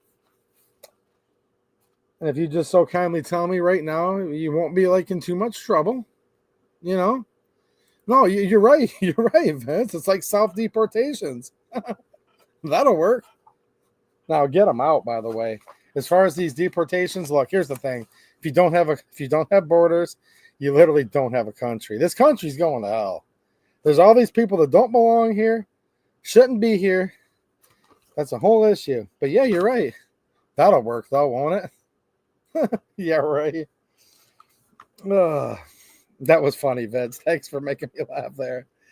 Improve purchase permit accessibility by reducing, look, no permit at all. Improve state data reporting systems. Dude, this is like totally Big Brother stuff. Databases. Now, here's one more interesting thing. Fifth Amendment, Jane says. Nah, that's what you thought. Fifth Amendment, that would be in a country called the United States of America. What's up, Horsepower Greed? How you doing, man? Am I having diluted thoughts, or are most all the gun rights groups seem to be hands off when it comes to Michigan? A lot of it, but look, man, I've been trying to gather information for stuff for a while, and it's hard to. I don't want to say too much publicly. I don't know. I want to have my friend Stambo, Stephen Stambolia, back on one of these days. We can talk more about the law stuff. He's a constitutional lawyer, man, and I haven't talked to him lately. I do have one of his cool coffee mugs. I'll show you guys that in a minute. Oh, I got a couple super chats here. Sorry for making you guys wait so long. There was like a little glitch in YouTube. I'm like, man, I guess I lost money doing this stream tonight because I've used $5 in paper. But no, a couple of you guys had supported. So sorry I didn't see those chats till just now. Colin L with a $5 super chat. He says, cooking pork steaks and listening to you. Thank you for what you do. Greetings from Scandia, Michigan. Well, you're welcome, man. And by now, you're probably done eating dinner or just sitting down. So, man, that sounds good, though. Pork steak. I could have some of that right now. Now, Scandia, Michigan, that's a long ways away. I was going to be like, dude, I'll just end this stream and come on over for a minute, Can you throw me an extra one on the grill? Throw an extra one in the pan, however you're making it. I'm sure Colin would, but he'll probably be asleep by the time I can make it up there. You know what I'm saying, right? I'm like, dude, if there was someone like 5 minutes away that was like, dude, I'm barbecuing, like I'm just across the field from where you're at right now, come over, I'd just say, heck with all you guys. I'd ditch all of you in a second. But hold on. We're not going to do that. You're stuck with me for a few more minutes tonight. Rescue Nut, channel member, and a super chat. Thank you, Rescue Nut. Says, that's outrageous. And look, here's the thing, dude. Like, your comment was 13 minutes ago, but this timestamp's priceless. Like, dude, you can say that's outrageous, right? You know what I'm saying, guys? Everything I've talked about tonight is completely outrageous. So that is what we call an evergreen comment. It's just as true right now as it was 10 minutes ago. And will be, and as long as you keep reading this kind of garbage. Heck, if we keep reading this, I'm just going to sit here and drool. And if you guys had a good time tonight, maybe we'll do part 2. This would be fun. We could do this as an epic saga. Every week for the next 6 months, I'll just sit here and go through about 10 pages of this. We'll all grow old and gray together. We'll reminisce. We'll remember an ex-girlfriend we never had, and then she'll remember and red flag all of us. So we'll all be sitting here with no guns, and, it'll be a good old time. If you see something, say something. We'll have to start putting spies in the chat where everybody's ratting on each other. Come here. You know what I'm saying? We'll have to do that whole... I saw this YouTuber one time. He was doing this video. The guy's channel was getting going all right. And he sat there. He kind of... Have you guys seen this? Let me digress for 1 second. Then we're going to get back to this. This part I really want to talk about. This is kind of like, well, yeah, obviously. But hold on. He kind of came into his video one time. This was strange, man. And I really did like the guy. And he comes up and he goes, I see you out there. And he's like, come here, come here, come here. Come here, come here, come here. Come out of your hidey hole. Dude, this guy's channel was getting going. And he's like, I'm doing a bad job impersonating. But he did this weird, like, you know what I mean? He comes up. Have you guys ever seen this? This is like how I'm thinking of the Michigan government when I read this. He comes up.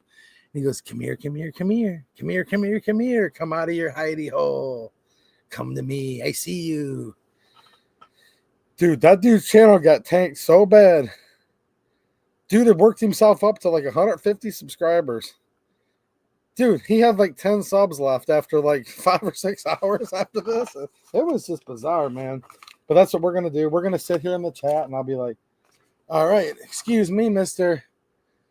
Calvin L., you're not allowed to hang out with us tonight. The pork steak was great, thank you, but you didn't fare so well on the community survey, my friend.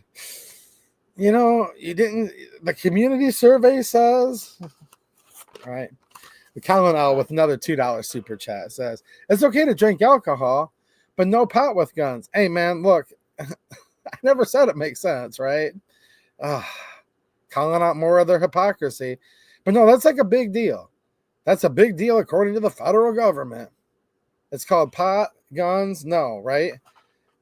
And it made it where like all CPL holders have to do background checks still at FFLs every time, even though they have a CPL. I believe there's currently litigation going on about that, actually. This has been in court. Look, I've talked to the lawyer. I don't know how much I'll say publicly, so I'll just give you guys a real little skim over. I know the lawyer that's taking part in this. Dude, me and him were talking about this lawsuit like 3-4 years ago on the phone.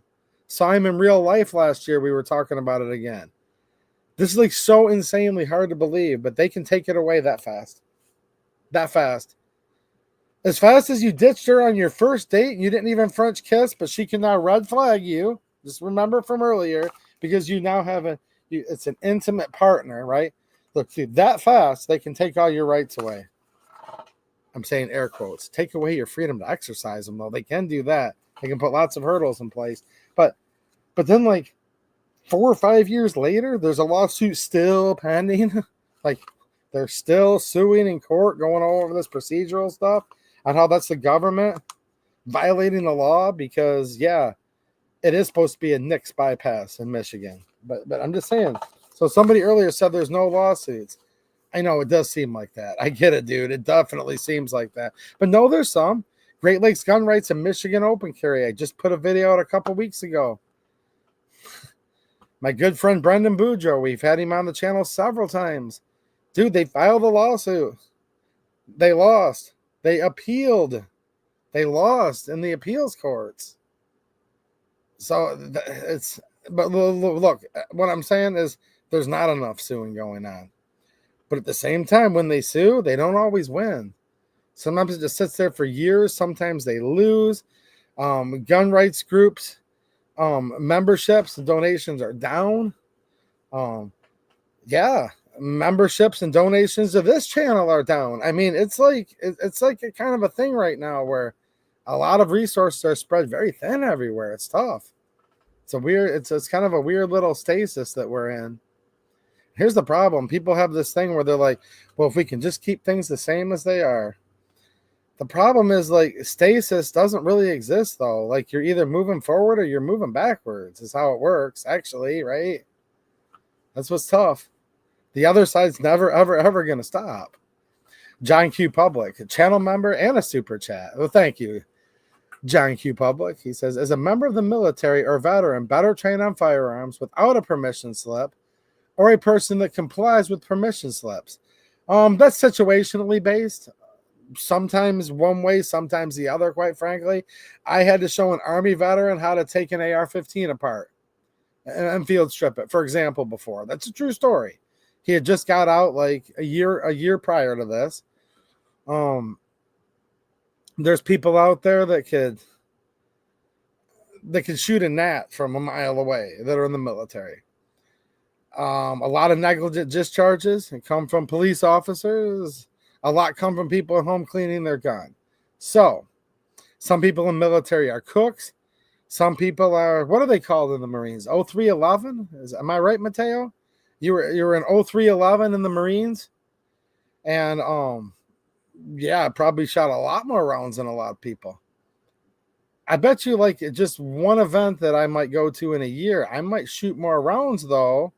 Think about this, than an Air Force cook shot in their whole 4-year military service. It's probably actually true, because I've talked, so it's an interesting question, but it just depends. It just depends.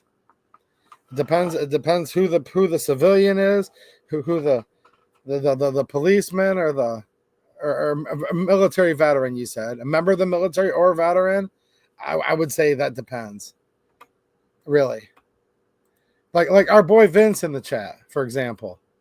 Dude shot so many rounds probably. Like, if you guys look in the past year, two, time flies, guys. Look, for a long time, Vince has been in our chat. Loading mags to shoot tomorrow. Loading mags to shoot tomorrow. I know for a fact, Vince, and many others, please chime in, guys. Trust me. Many others have shot more rounds than a lot of military people have.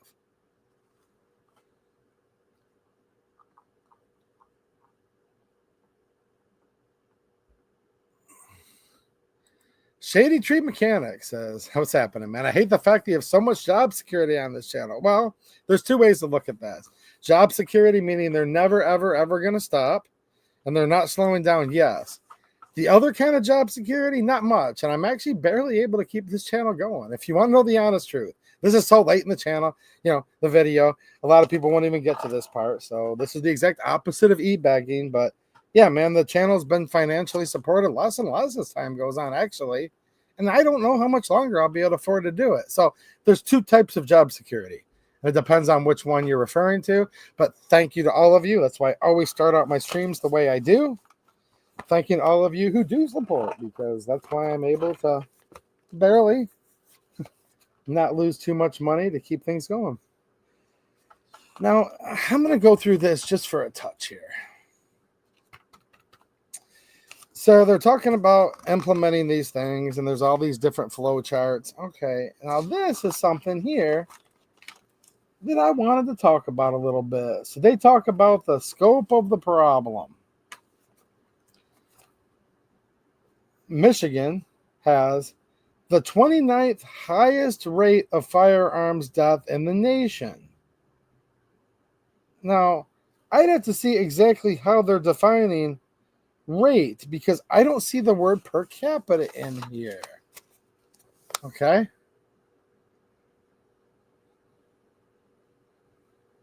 Okay, this is where some of these stats. Now, Jane Locke says, 2A Edu, any one of us have shot more rounds in one day at the range than any USAF airman has for their whole enlistment. Okay, well, it just depends, right? Now here's the thing here. Here's what's interesting. They don't say per capita, though. It says Michigan has the 29th highest rate of firearms death in the nation, with 1,384 deaths in 2023. Wait. That's when they started passing all this gun control. Now, hold on a minute, though. I don't see, and here's the tough part. I'm looking here on the really fine print on the bottom. This doesn't say per capita. Oh, 311 is infantry. There you go. Now, those guys a lot of times have shot a lot of rounds. Right, Mateo?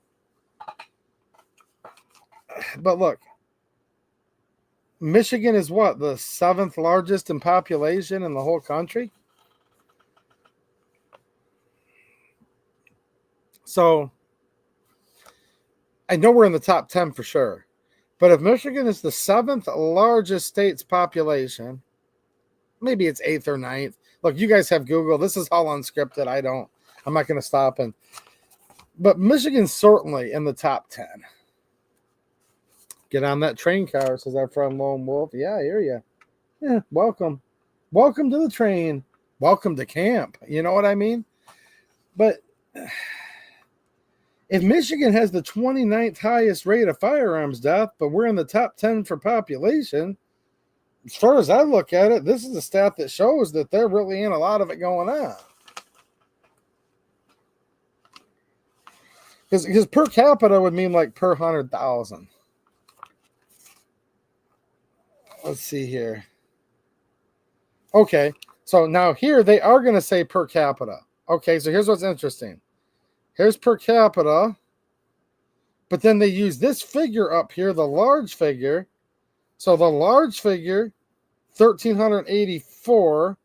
So we're the 29th highest in just the rate, that number. But we're in like the top 10 for population. And then now they come down to capita, but they never tell us where we rank there. This is like really, really tricky stuff. And I'm not a statistician, but they use per capita here to show you where we trend with the national average. But then they say we're like, if we're 29th highest, that means we're in the bottom 50 percentile. So that actually sounds like a good thing.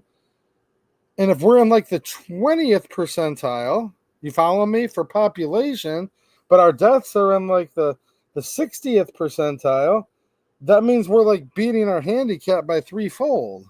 So these stats, when you look at it, it looks really bad. And look, I don't like death of good, innocent people at all. Some of these people probably weren't innocent, though. See, you got to remember, this is another big problem. Somebody's coming in your home. They're getting ready to kill you. They're getting ready to do terrible things. and you do a justified shoot that's not murder, they find, a jury of your peers finds, hopefully they don't press charges at all, right? But it's found that it's a justifiable homicide. That'll still count as a death statistic. So a lot of these, quote, deaths are good people defending themselves against bad people.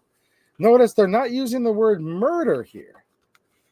It's just firearm deaths. So here's the problem. The good guy with a gun stopping the bad guy with a gun, which is a good thing, they pile that on and turn that into a negative statistic. Now here's the next part. This might be hard for some of you to handle, but I got to read it because it's just true and it's in here. And look, it's not hard for me to handle. I've always known it's this way. Like, this is totally obvious. And this has to do with, they talk about youth. They talk about young adults. There's a whole age group thing here. There's a whole age group here. See, deaths per 100,000. That's just death. Good guy stopping a bad guy is still death. Now they're going to go with ages here. Now, is anyone familiar with the demographic that's about 13% of the population that commits about 52.4% of the violent crime? That by and large are Democrat voters by about 90%. Well, we're going to go to this chart here.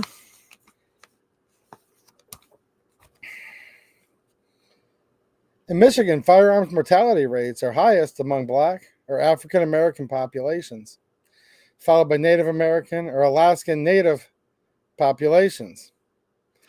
Now, the whole Alaskan Native, see, they're just like putting Alaskan Native together with Native American, I guess colloquially Indians, right? Because I don't know how many Alaskans there are in Michigan, right? There you go. So Michigan's rated 10th, yeah, 10th, but we're like 29th in death. But keep in mind, the death could be good people stopping bad people. They still count it all as death.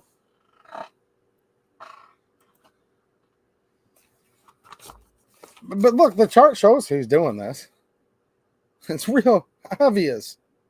Now, here's the crazy part. If you take more than one race, you all know what that is. You combine that with this, which should be combined because, trust me, if they're more than one, they still identify as this large, over 52% of the violent crime.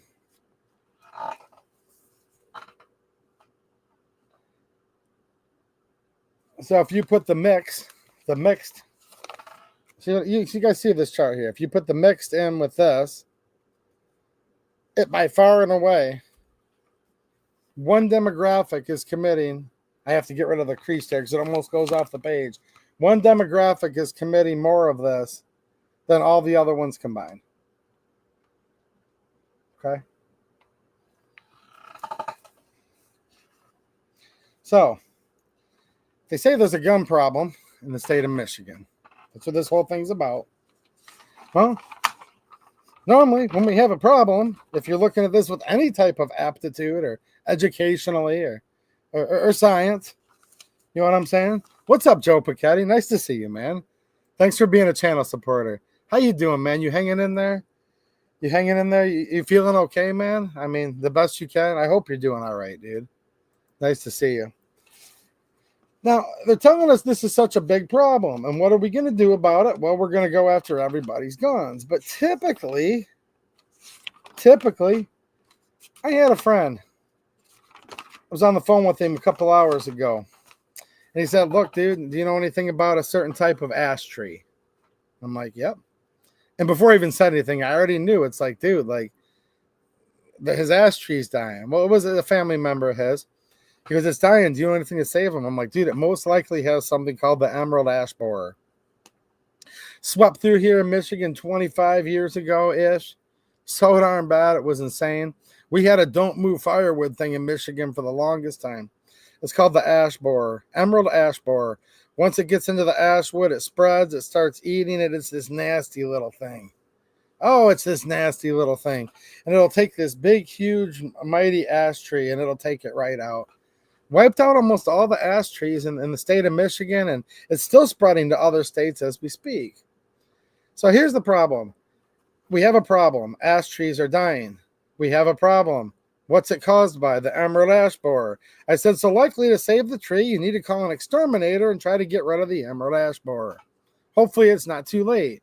See, normally when we have a problem, we try to find the source of the problem, and then you usually address a problem at its source, right?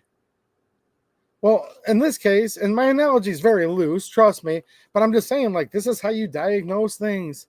My engine's ticking. Okay, that's a problem. Now let's get to the source. Are they lifters, or is maybe the engine's not even ticking at all, right? Maybe it's got a bad tensioner that's clicking around in there. Maybe it's got an idler pulley that the race is all jumped off the bearing. The outer and inner race are like, yeah, we don't want to hang out too much more. And it's clatter, clatter, clatter, clickety, clack, clack, clack.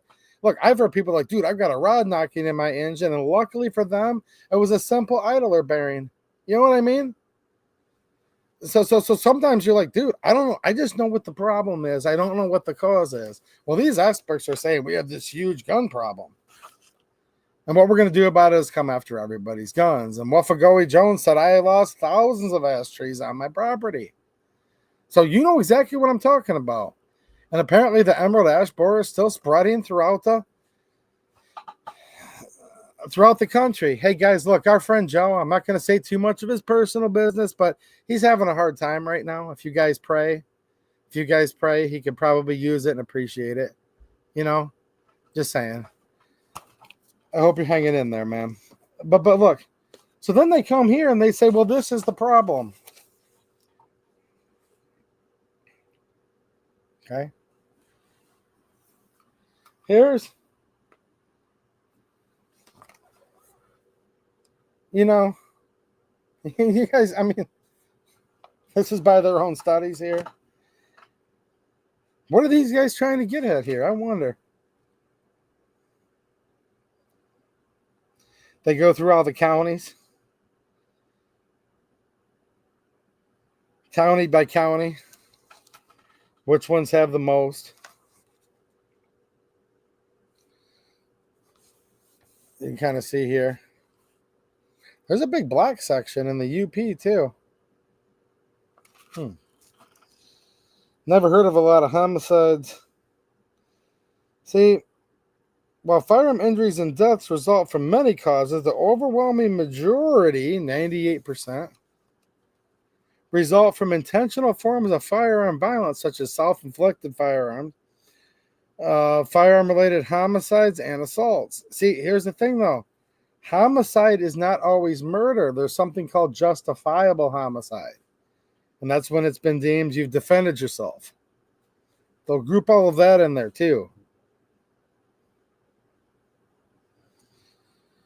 It says, while rates of firearms elevated are highest among older populations in Michigan, okay, people offing themselves is what they're saying. Yeah.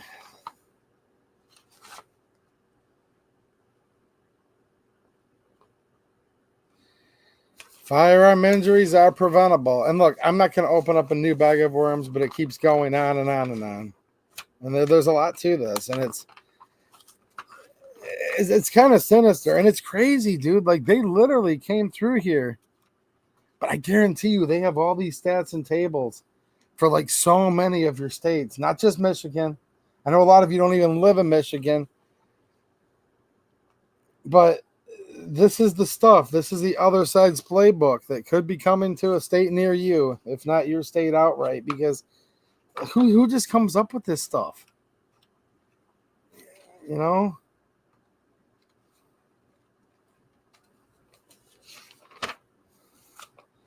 But when they said this, they're like, well, see, a lot of this I was reading through and I'm like, yeah, right. Yeah, right. Yeah, right. Yeah, right. I'm like, dude, this is sinister, crazy stuff. And then I get to this.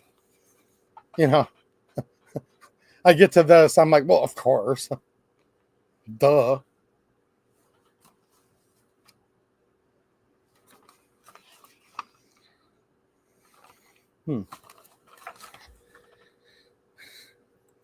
Ash borer, of course it comes from China. Yeah. I was telling my friend that earlier tonight. Is that it comes from China or one of them places, whatever. I always get confused. At the end of the day, they all look alike, so I forget, But I knew it came over there from somewhere in the Orient, if you will. Oh, man, I'm going to enjoy reading this.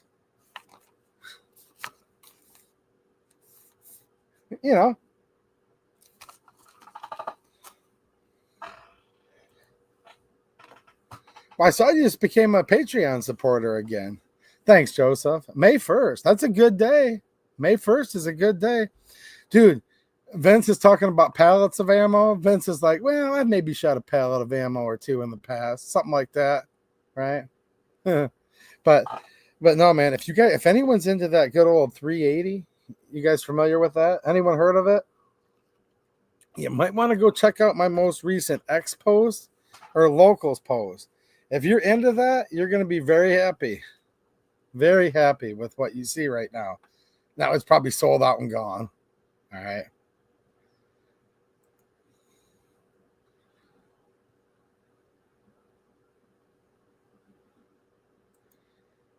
No, there's a lot of stuff going on, Jax. No, I agree. I said all these invaders, man, out. Get them out, man. We're being invaded. Here's the problem. Many fine people have immigrated to this country and become excellent Americans, but you do it properly, it takes years. We need to have a merit-based immigration system where the best of the best. And look, for a while, there's tens of millions of them that just gone out. All right. Jane, check my newest post. You'll like. I mean, it's like better than I've seen probably since like 2008. And I posted it on locals and X for all of you. If we literally invaded these people's countries, I'm just going to leave it at that. Wouldn't turn out very well for you. If there's the people that are the best of the best that want to come over here, sure. A lot of our families were immigrants at one time. And a lot of you guys, I'm not going to speak for myself, but I'll speak for this chat. Lots of good people in here. Some of you guys immigrated here 200 years ago. Some of you immigrated here 30 years ago. Maybe some of you are in the process right now of doing it the right way. Great.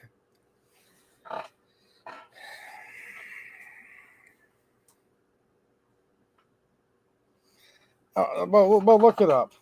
Look up. I'm being serious, guys.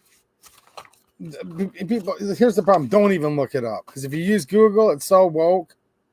It's so woke that they'll say, oh, it's not true. No, it actually is. Young of this demographic right here is 52% of the violent crime according to the FBI. And it makes up 13.7% of the population. And these people here have all their stats.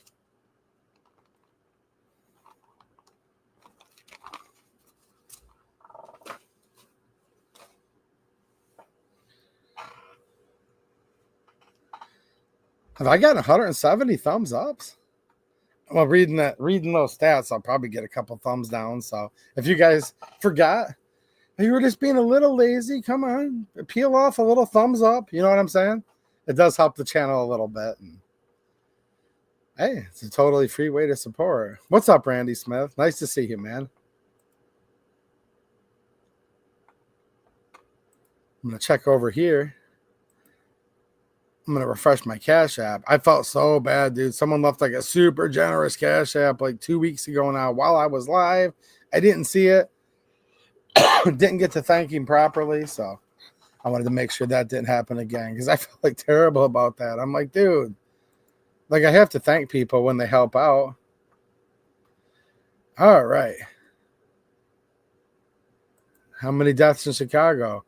A lot. They call it Chirac for a reason, right? And they have some of the strictest gun control laws in the whole country. Huh.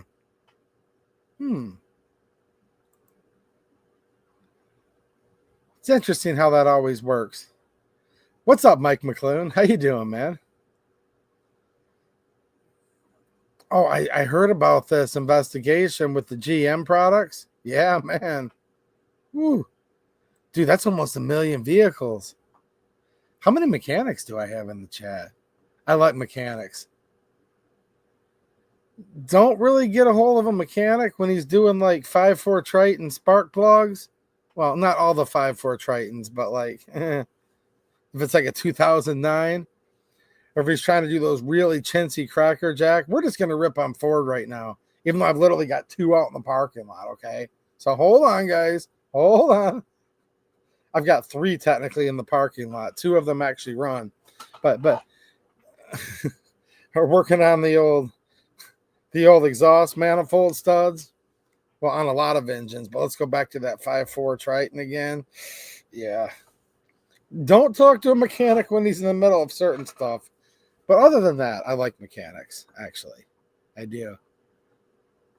You guys know, any of your mechanics chime in. Some mechanics get mean once in a while. They're like, they'll come out with their snap-on wrench. Cool as heck. It's just some of the stuff these engineers do. It's like, did you literally make this car or truck or whatever the heck it is? Doesn't even matter anymore.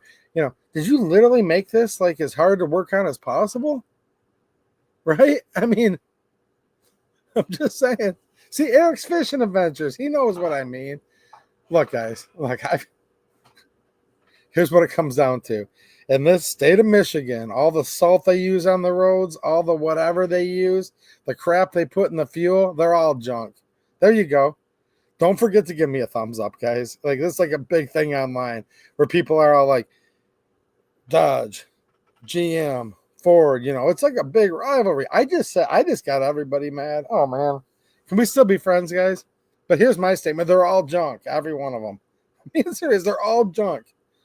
Every one of them are junk, especially in this state. But that said, some are junkier than others.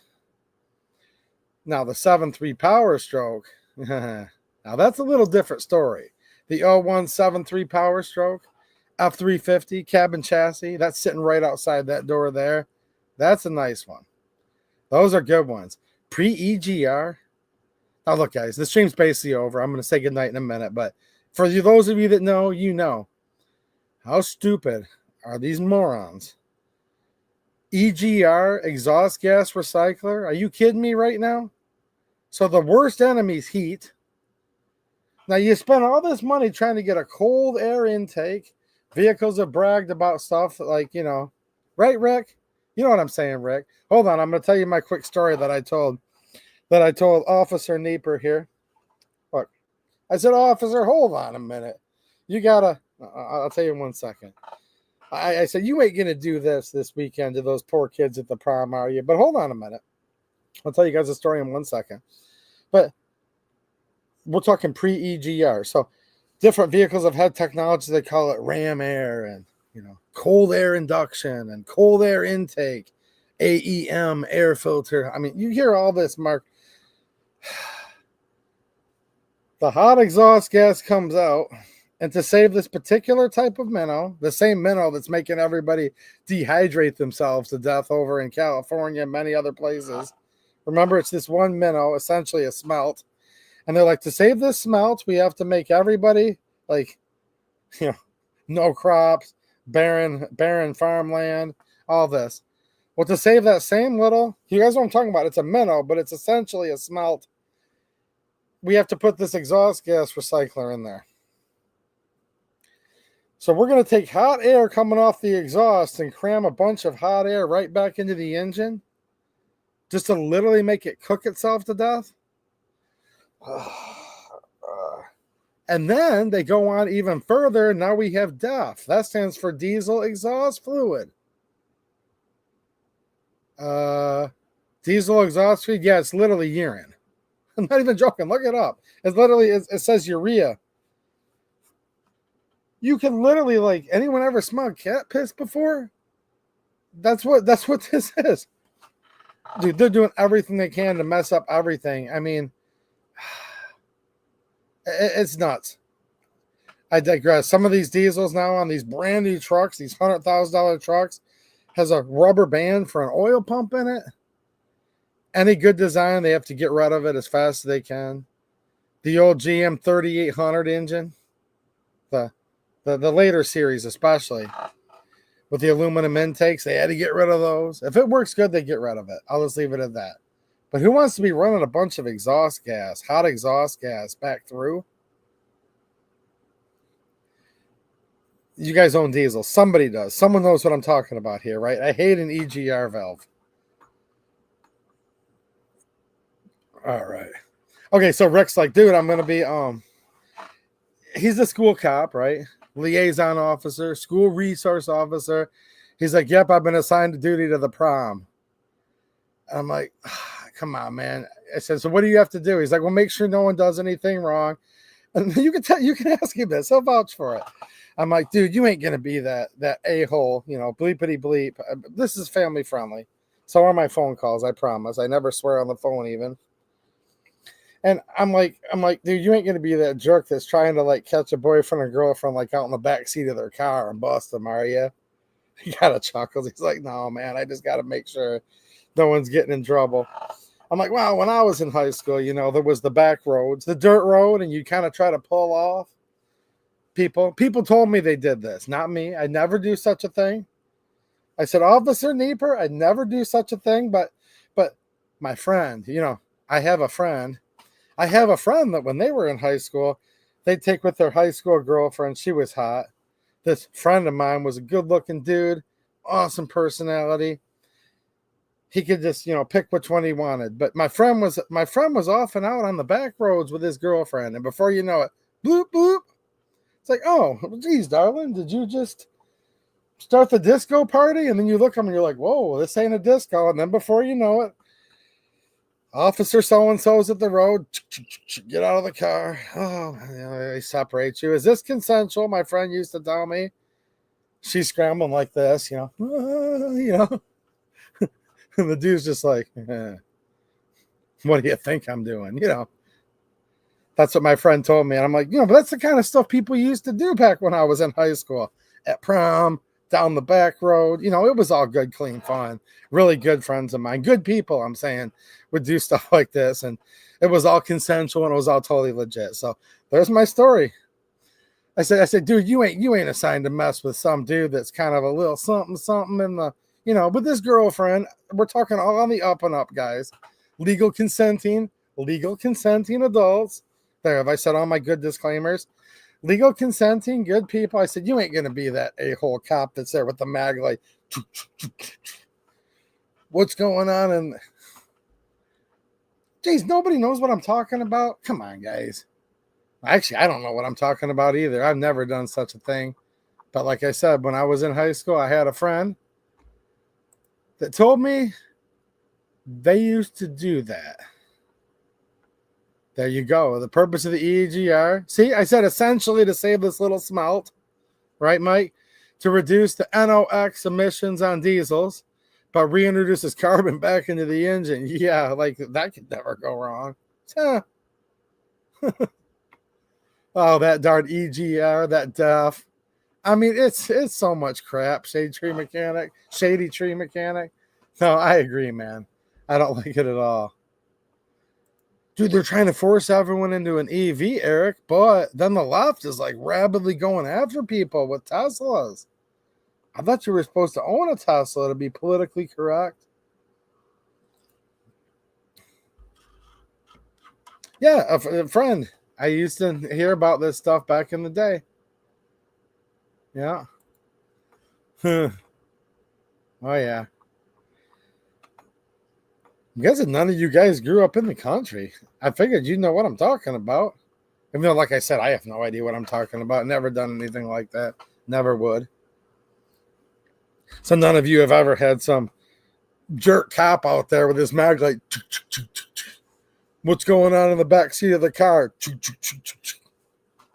Rick's not going to do that,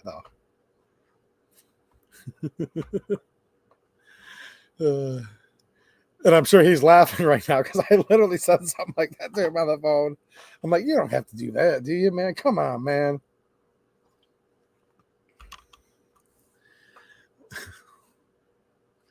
Here's the thing. I'm going to read a couple more chats and I'm going to jump off here because we've been on for 2 hours. Wow. John Q. Public says, I'd rather homeschool than attend a school in public anymore. Sorry, school used to be different. That we took firearms at school. Dude, everything's different now. Here's the problem, though. This curriculum through the MDHHS, it's to be distributed to parents of public and non-public schools. Man, I was talking to some friends of mine over in Coldwater last week. We were hanging out, having a good time. And I'm like, they were talking about homeschooling before I got up to speak. And I'm like, here's the problem, man. This MDHHS stuff, this is for your public and your non-public schools. Send your kids to a Christian school, homeschool, private school, academy school, whatever. I guess the only school really anymore. No, if you really think about it, and this is kind of what it is, right? Right, Wolf? Yeah, you got it, man. He says schools now liberals, leftist, socialist training camp. No, dude, you nailed it. Exactly. I guess it's kind of like the school of like hard knocks is about the only one to even go to. Like, I'm going to say this because she's already in bed right now and like whatever. Because I'm trying to discourage my daughter from wanting to go to college. Well, I know if anybody grew up like in any past generation, including mine, before then and after, you're like, dude, what? But I think a couple of you know what I'm talking about, right? I was told when I was in high school, when Officer Friendly wasn't out there messing with my friend's car on the window. But when that wasn't happening, because I wasn't doing that. But when I was sitting there, and, studying more for my test, I remember they'd call us in. It was called Career Day at school. Does anyone remember this? After DARE and Just Say No were over, the war on drugs, one of the biggest, most epic failures of all time. But after Just Say No, then you'd have DARE class. Then they teach you the food pyramid, which is literally killing all of us. It's called the food industrial complex. Then when they were done teaching you that, then they'd say, now this is called career planning. Did you know? Now this was in 98. And you could tell they've been echoing this since like the 1950s. Because I'm like, dude, that's like in a year. But they're like, did you know by the year 2000, people will be flying around in personal hovercrafts and I'm thinking, yeah, you people are space cadets. You look like you're in a hovercraft, but whatever. They're like, did you know that by the year 2000, and they'd always say it that way, right? I know some of you know what I'm talking about. By the year 2000, you won't even be able to get a job at McDonald's if you don't have a college degree. Does anyone remember that? Now, me, I was in the high school band. Made state honors band. Sat first chair. Was offered a full ride scholarships to several big universities, actually. I turned them down. I wanted to stay home for some girl. I don't even really remember her name. I don't wish anything bad about her, actually. It's nothing like that at all, actually. But it just doesn't even matter anymore. I stayed around town for her. Went to the community college. Before the first semester had even started, she broke up with me. Of course, right? That's just how that works. Went to community college on a full ride scholarship to play in the band. Quit band exactly 51% of the way through it so I could retain it.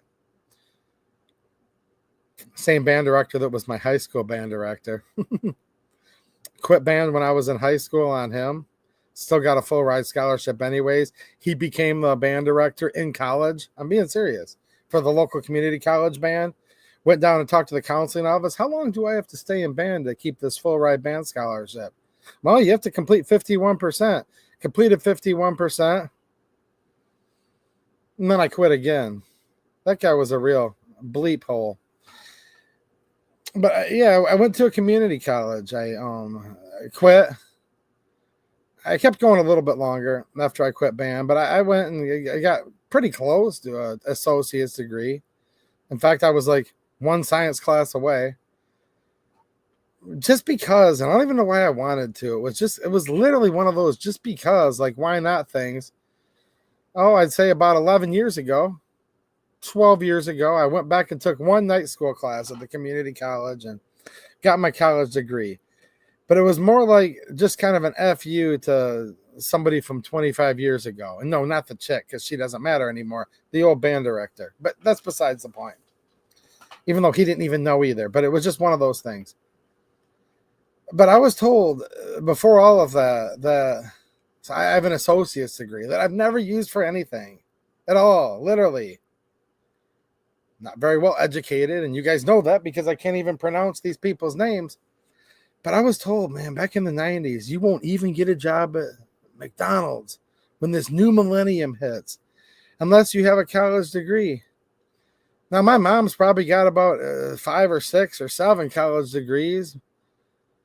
My brother has a doctorate, Juris Doctorate. Look, I have family and friends, people that are the highest educated you've ever seen. I don't have anything against people just because they're educated. That's not a problem at all, actually. But at the same time, man, it's just reversed itself so much, and it's such an indoctrination thing where I'm literally finding out that, I don't know, man, it's like there's more just indoctrination and communism and socialism in these colleges and universities than anything else. So I find myself in a place right now, and maybe this makes me a bad parent, but I'm not recommending my daughter. She just turned 13, actually, just a couple days ago. I am not telling her that she needs to be in, you need to be getting ready for your college resume. In fact, I'm like, yeah, probably you could just get a better head start without it at all, really. And hopefully when she gets old enough, there's still a traditional man that would like a woman that's nurturing, that can have a very nice, large family, lots of kids for him, and just kind of have a traditional lifestyle where she doesn't have to work at all, because I actually believe in that. So that would be great. And I don't really believe that women should be the breadwinner in the house either, actually. So I just think about all this, and it's like, I don't know, I can't be the only one. I know I just went off on a big long tangent about one comment, but I can't be the only one. And if you have a son versus a daughter, these are different things, right? These are different things. If you have a son and you're like, yeah, dude, you should probably just lay around and mooch off your old lady and like whatever. No, that's called a bum.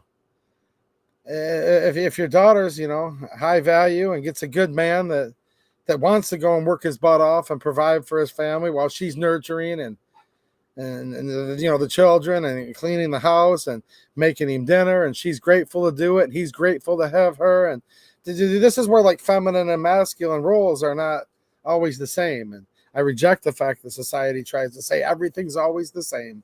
It's not. But so it's completely different if you have a son versus a daughter in many respects. But I'm to the point now where I'm like, dude, I don't even want my daughter to go to college. Maybe I'm the only one that thinks that way, but probably not. Probably not. Rick says, I was first chair percussion in 8th grade all year. I was playing in the 7th grade band. Oh, come on, man. Oh, jeez. Well, with that, what's happening, JJ Rainey? How you doing, man? Nice to see you. Yeah, no, get into a trade, man. Like, I hear you. Like, you won't be in debt.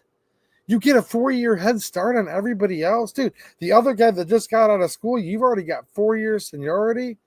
Man, I have a lot of friends in the trades, and some of them, most of them actually, they can make some good money.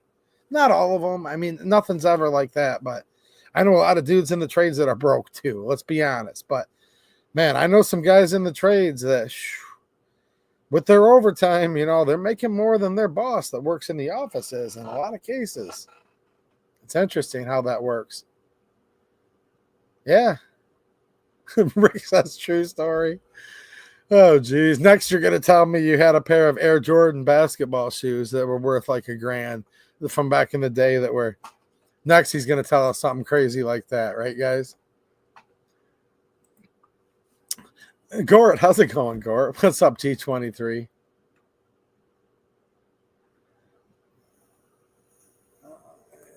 In many cases, Martin, I get it, man. I get it. No, I do. I do. There's some good ones out there. I mean, maybe here and there. Yeah. Robert Chase, have you messed around with that O site at all? What do you think about it? All right. Well, it's been good hanging out with you all. Nice to see you tonight. And I am going to jump off because I've just been like nursing this coffee for a while. And it rained me out a couple hours before dark. So I've got some more lawns to cut. And I need to get home this weekend and work on trying to put together a trampoline to the best of my abilities. Good night, Bill Alexander. Good night, Mike. And good night, Wolf. All right, guys. Hopefully you enjoyed the stream tonight, and I will see you all again soon. Hopefully tomorrow night over on those other sites. And make sure you check out my X as well. I got some shopping to do online as well. I'll see y'all soon. Thanks for watching, and have a good one.